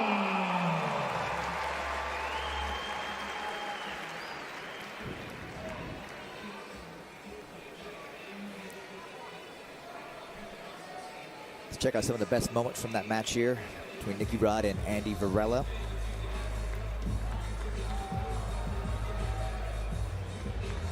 All right, we have a winner in Nicky Rodriguez, getting it done against Andy Varela. We're now going to move over to mat number 2, where Yuri Simoes is battling on top against Lachlan Giles. And as Sean Williams said, I mean, you might as well take the negative against Yuri Simoes rather than getting taken down and possibly 4-point lead if Yuri can complete a full takedown or clean takedown right into side control. Yeah, at least he's controlling where he is and not taken down into like a worse position. So.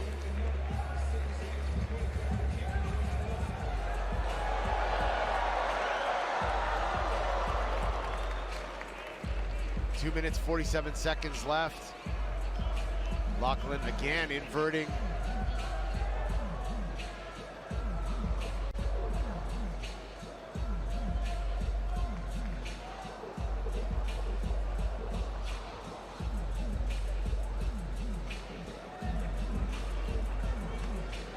Just having such a tough time of stabilizing that pass as Yuri Simoes against Lachlan Giles.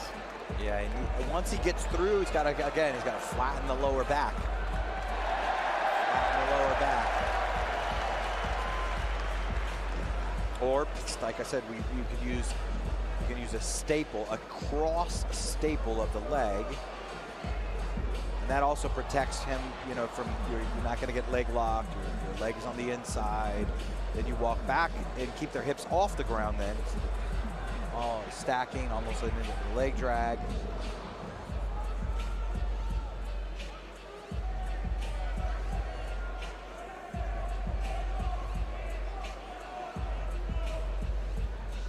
Minute and a half left.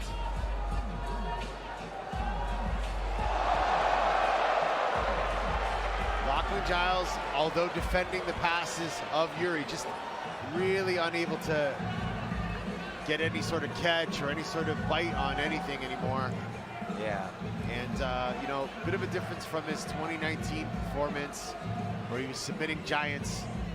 They were all here on the sidelines with their knees iced, sitting next to each other.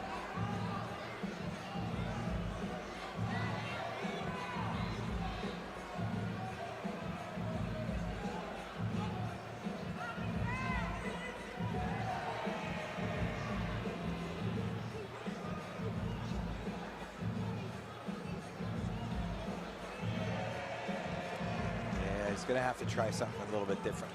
I mean, he doesn't have to, but shin to shin, cross, like a little cross knee pick into shin to shin. Something a little different, because, like you had said, the element of surprise is long gone. Yeah. So. Yuri now 20 seconds left. Yuri Otera and Mason Fowler coaching in the corner, telling him what to do.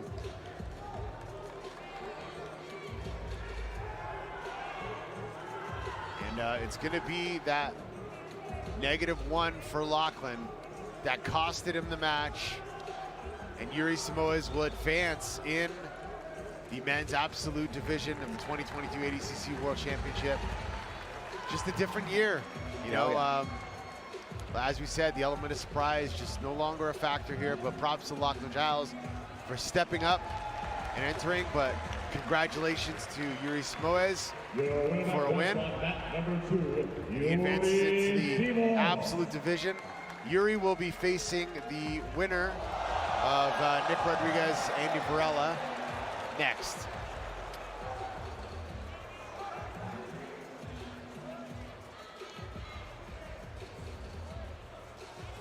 Okay, we're going to switch over to mat 1. Fabricio Andre taking on Victor Hugo. If you ever wanted to see what it's like to swat a fly, let's check it out. Fabricio Andre on bottom.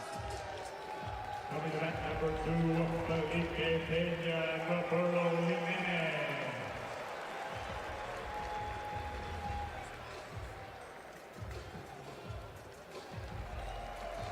Here we go, resetting the action back in the middle. 7 minutes, 17 seconds left. Your winner by points on mat number 3, Roberto Cyborg Abreu. Smashing into the guard of Fabricio Andre's Victor Hugo. And look at the guard of Fabricio Andre, spinning underneath, inverting best he can. Victor Hugo continuing to go forward. Fabricio Andre trying to spin underneath. Had a quick look at the back of Victor Hugo, but needs to be aware of the leg locking abilities of the big man. Victor Hugo, very competent in that department. Has a nasty knee bar, straight ankle locks, you name it, you can do it. Absolutely. Victor Hugo, a lot of his branding is around the title Big Man Flow. And I would say that, I mean, these two have very good dynamic movement in their guard as well. Victor Hugo showcases that for how big and how long he is in the plus 99 kilogram division. He really does move very well. Absolutely. Incredible flexibility, great guard work. I just want to tip my hat to Fabricio Andre though at this point. He's right in this match. Scrappy as they come. You know, a really interesting tool that Fabricio Andre used earlier in that duck under. It's very fast. You almost forget how fast he is today because he's been forced in so many technical situations throughout the day, but make no mistake, in the blink of an eye, he can do what he did earlier and duck right underneath the arm of Victor Hugo.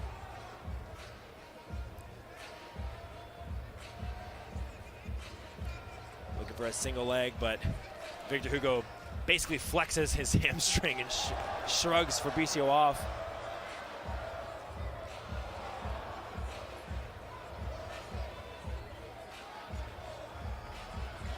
Some very fun matchups today in the absolute.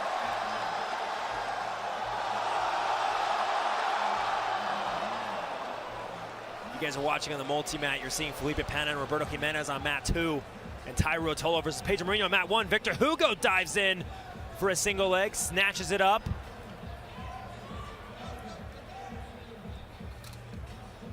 Look at the tenacity of Fabricio Andre. Doing everything he can to withstand this takedown from Victor Hugo. Forced to turtle position right here on the edge of the mat. And they have reached the points period here. Rolls out of bounds onto the concrete. Victor Hugo powering through. All right, guys, we're actually going to move things over to 2 mats, mats 2 and 3. On mat 2, we have Roberto Jimenez taking on Felipe Peña. And on mat 3, we have Ty Rutolo taking on Pedro Marino. Both those guys, Marino and Rutolo, have a history of brawling with their opponents. This one should be fun. Jimenez is going right at Felipe Peña. Peña's hit a couple takedowns early before points have kicked in. Jimenez looking for that buggy choke. Unable to secure it. Felipe Peña looks like he's in cruise control now.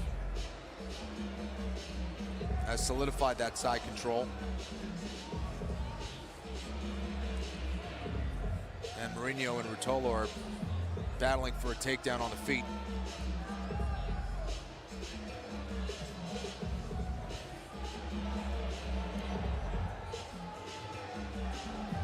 And both Ty and Cade, who, of course, Cade won the 77 kilogram division today, submitting all of his opponents, just unbelievable. But both Cade and Ty have that kind of Iowa wrestling style. They're you know they're going to be very good, but more than anything else, you're in for a brawl. They're going to make your life hell. Non-stop movement. They fight for every single position.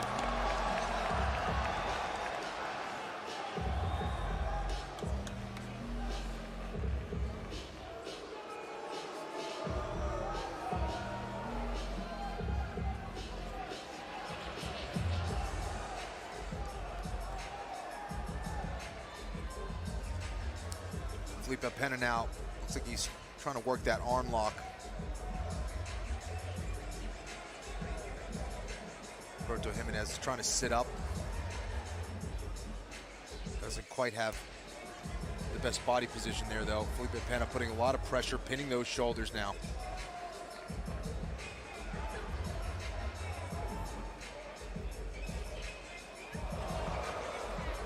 Like Pena was thinking about mounting, decides not to. Now he goes back to it. Looks like he's going to slide that knee across. Just needs to get that underhook and pry that left arm away from Jimenez's body.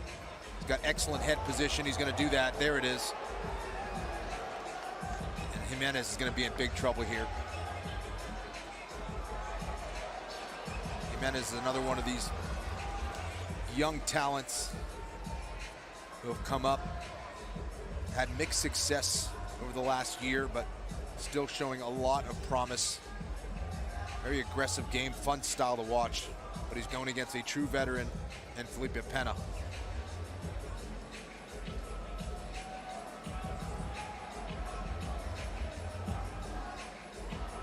Felipe Pena really trying to put a lot of pressure on that right arm of Jimenez. Looked like he was trying to work that arm triangle. He's going right back to it. He's going to try to get his head on the right side of the body of Jimenez. We can get underneath that arm, get that katakatami. Great finding his legs, making it very difficult for Jimenez to get out.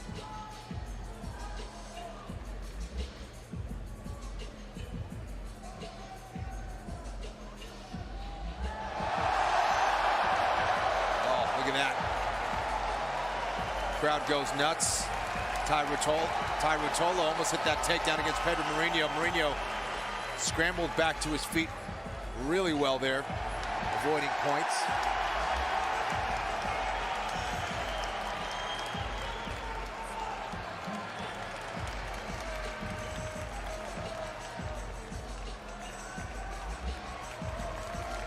Oh, nice reversal by Jimenez. Gets on top, excellent escape. Now Felipe Pena working that shoulder crunch there. Look for a reversal. Jimenez looking for a way around that crafty guard of Felipe Pena. Felipe comes up. Working on now from that turtle position, trying to take the back. Coming to mat number 1, Giancarlo Bodoni and Hassan Reina.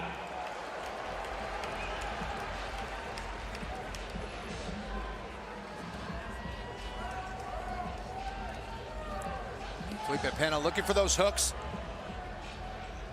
Looks like it turns into a mount. Jimenez did well to escape the back, but only gets mounted for his efforts.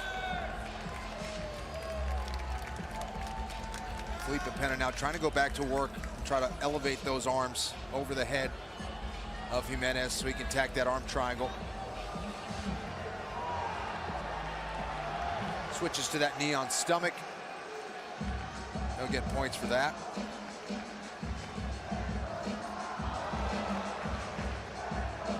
In ADCC, you can get points for knee on stomach if your knee is on the mat. Even if you're in reverse knee on stomach, you'll still get points. Felipe Pena just racking up the points now. Jimenez looking for another Upa escape. Unsuccessful there.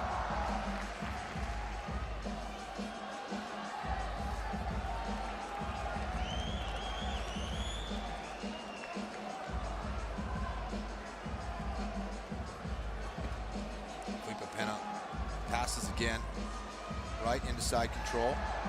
Now looking for a mount.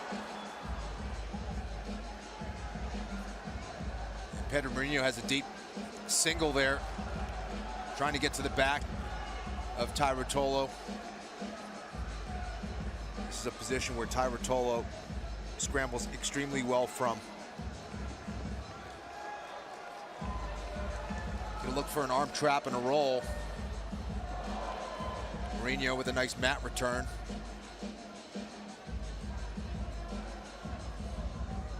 We have another great match on mat 1 with Giancarlo Bodoni against Haitham Rida. Felipe Pena looks like he's in full control here against Roberto Jimenez.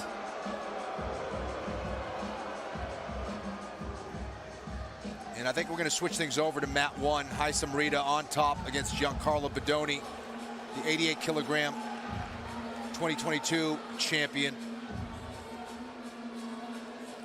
Or we're going to send it over to the commentary duo on mat 1.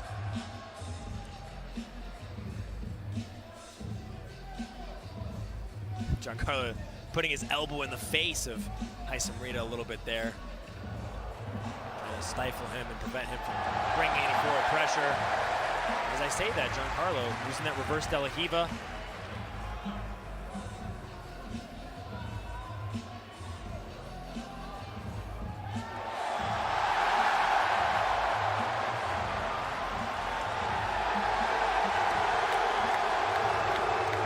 Haitham Rida has a little bit of a grip over the right foot of Giancarlo, and what looks like just a conventional straight ankle lock.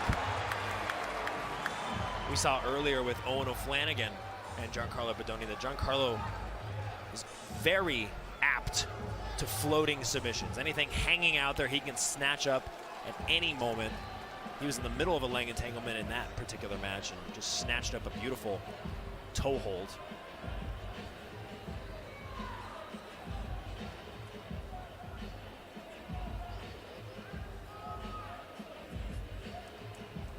Oh, looking for a flying armbar from Haitham Oh, Rida, but but that could've been Giancarlo's bad. over the leg now.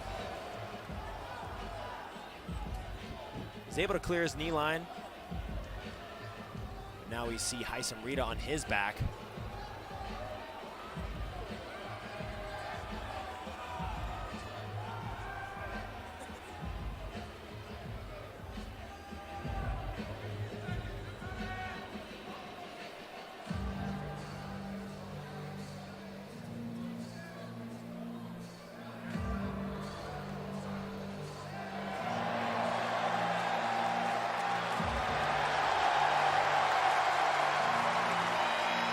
Nice use of the stack here for Giancarlo, but he's got to be careful of what Haitham just showed there, shooting a triangle. Right now, though, all Bodoni to that leg staple, looking very nice. Sorry about that, Chase. I was just saying that Haitham is such an aggressive competitor, right? He throws up things so fast, and he's all of his attempts are very explosive. Here we see a potential look to the side. This is a risky situation here. Giancarlo's got his eyes in the back. Great passing from Giancarlo Bodoni. He used that. We saw a lot of that here today, right, Chase? Yeah, the 88 kilogram champ has shown us a lot of good stuff this afternoon, all weekend long, actually.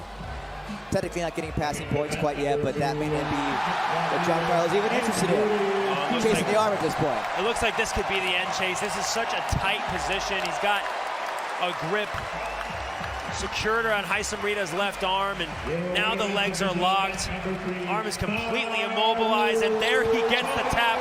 Giancarlo Bodoni's moving on to the next round. What a clinical finish there, Jake.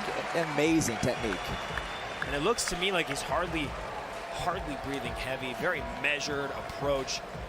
Waded through the guard of Haitham Rida. Haitham put on such a great showing this tournament. Had the crowd going absolutely wild on day one, but it'll be Giancarlo Bodoni moving on to the next round. You got to think he's bringing that champ confidence to all the rest of his matches this evening. He's only current, you could say, ADCC champion that's returning for more. And Victor Hugo.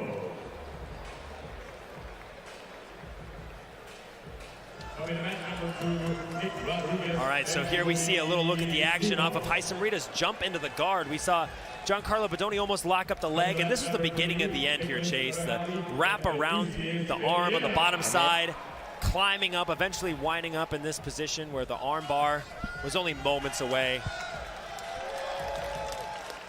Great effort from, like you said, the only returning champ in the Absolute division today.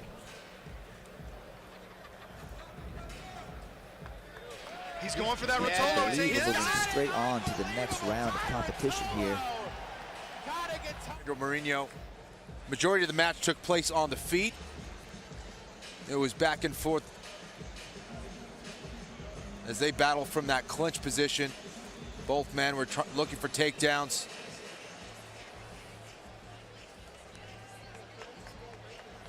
See if we can get a replay going.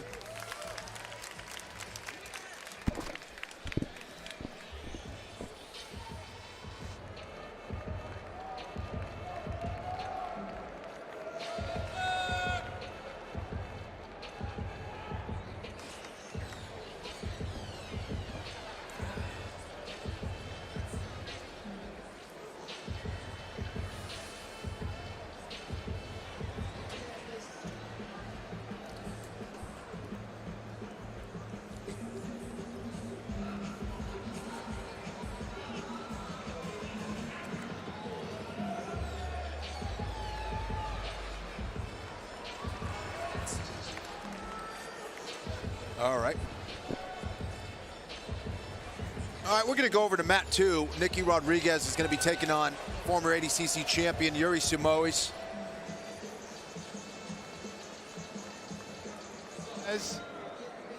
Brazil versus America. These two recently fought at Who's Number One a few months ago.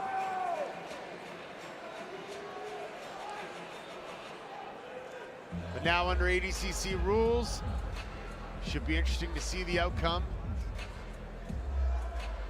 Nick Rodriguez, despite his loss to Gordon Ryan, which is, you know, not many people can say they do otherwise with Gordon. Yeah. He's actually looked really good this ADCC. Yeah.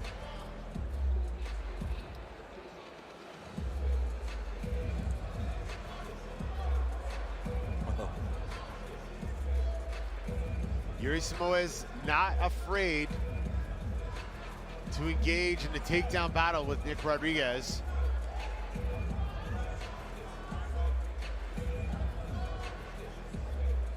You know, although Yuri Simoes comes from obviously a jiu-jitsu background, his takedown game has just been really impressive over the last few years. Actually making a transition to MMA, spent some time training at American Kickboxing Academy with a bunch of their MMA fighters, and he's really developed a strong wrestling top game.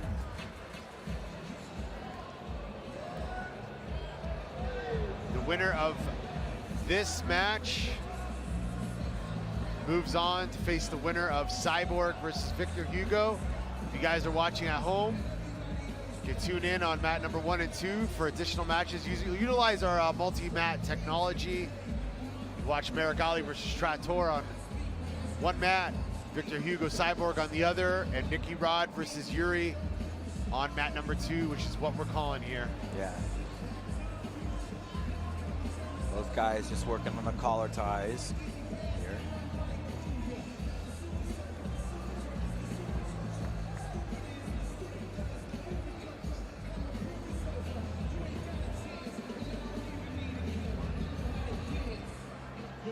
It's okay.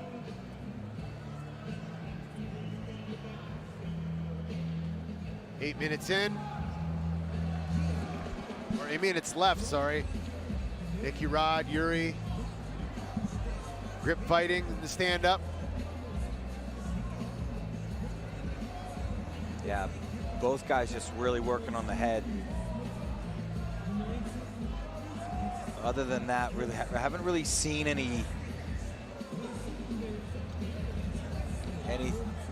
either one of them sort of looking for openings, or besides the collar ties and the snap downs trying to drop their level, or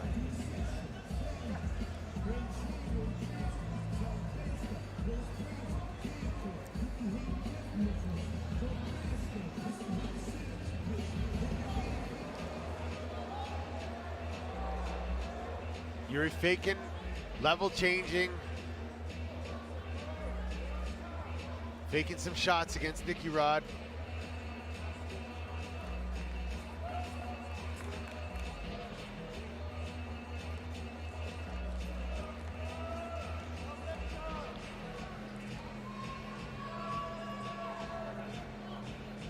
Something's telling me that Nicky Rod's waiting for the 5 to start getting aggressive here.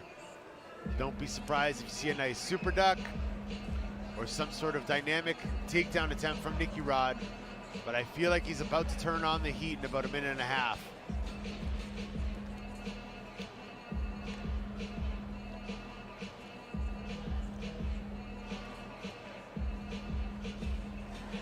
Yuri Samoes, Nick Rodriguez.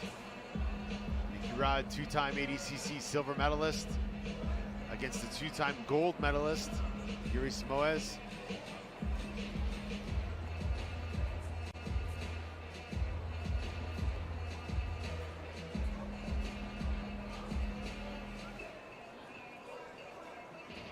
Again on these collar ties.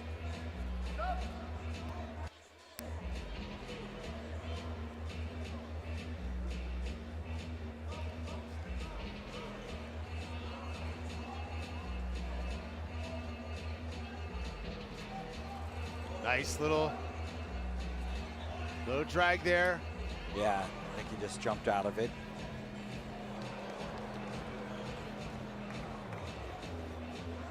Both big guys, but move very quick, very agile. Yeah, oh yeah.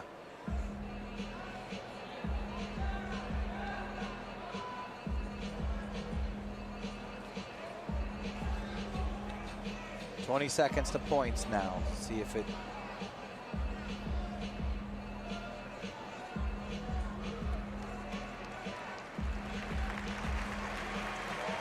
See if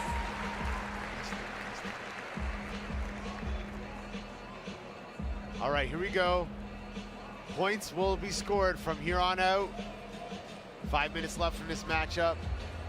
Nick Rodriguez versus Yuri Samoes. Let's see who decides to change the strategy first here.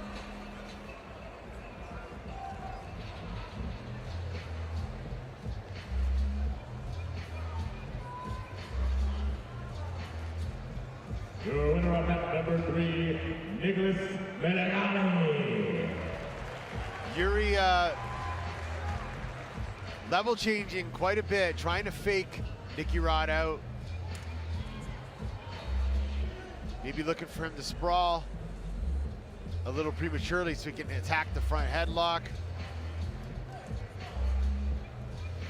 Mason Fowler in the corner of Yuri Samoes telling him to pick up the pace. Yeah, I mean, both have really only seen one attempt, right, by Yuri. No real solid attempts by Nick Rod yet.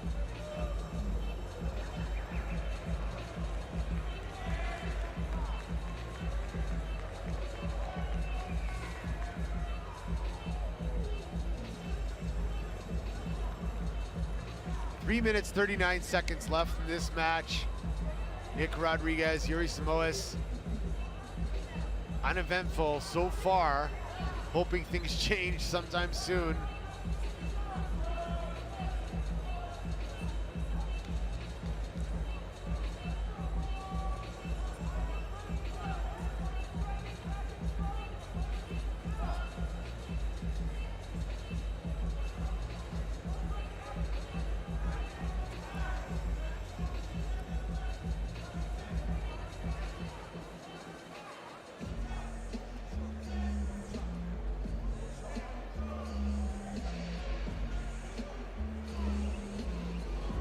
Three minutes left in this match. Nick Rodriguez, Yuri Samoes.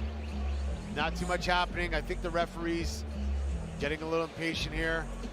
And Yuri drops to a knee, fakes a shot.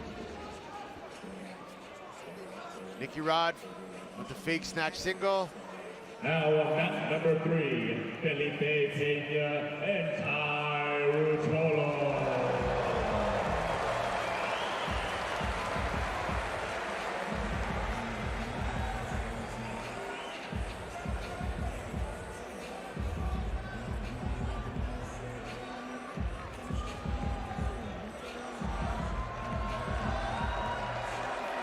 Just over 2 minutes left.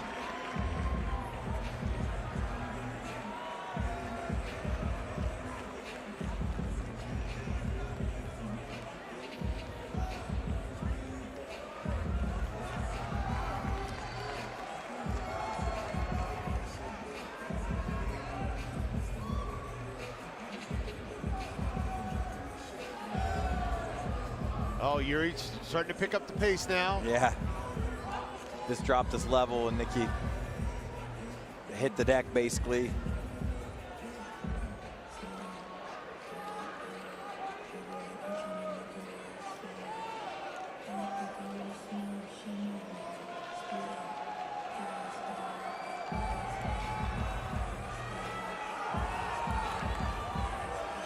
Nicky gonna have to start to pick this up, because otherwise, if he doesn't score, it's probably at this point Yuri is more active in nature. So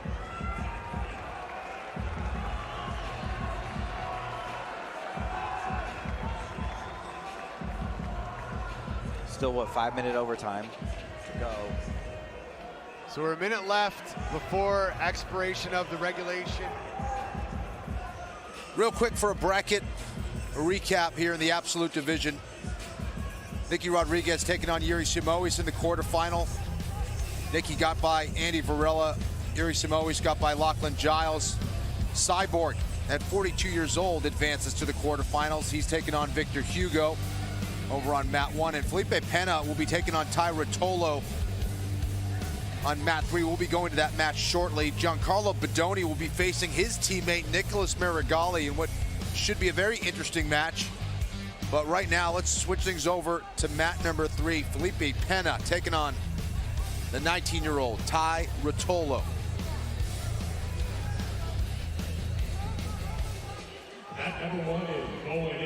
Ty is not allowing Felipe to bully him around. He's just not going to take it.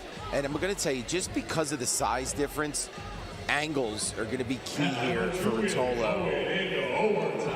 Like, taking him down square is going to be difficult, but I'm going to tell you that I believe he can off-balance him enough to look for back takes and things like that, which are so great. He's open a single here. Singles up. Let's see what Pena does defensively.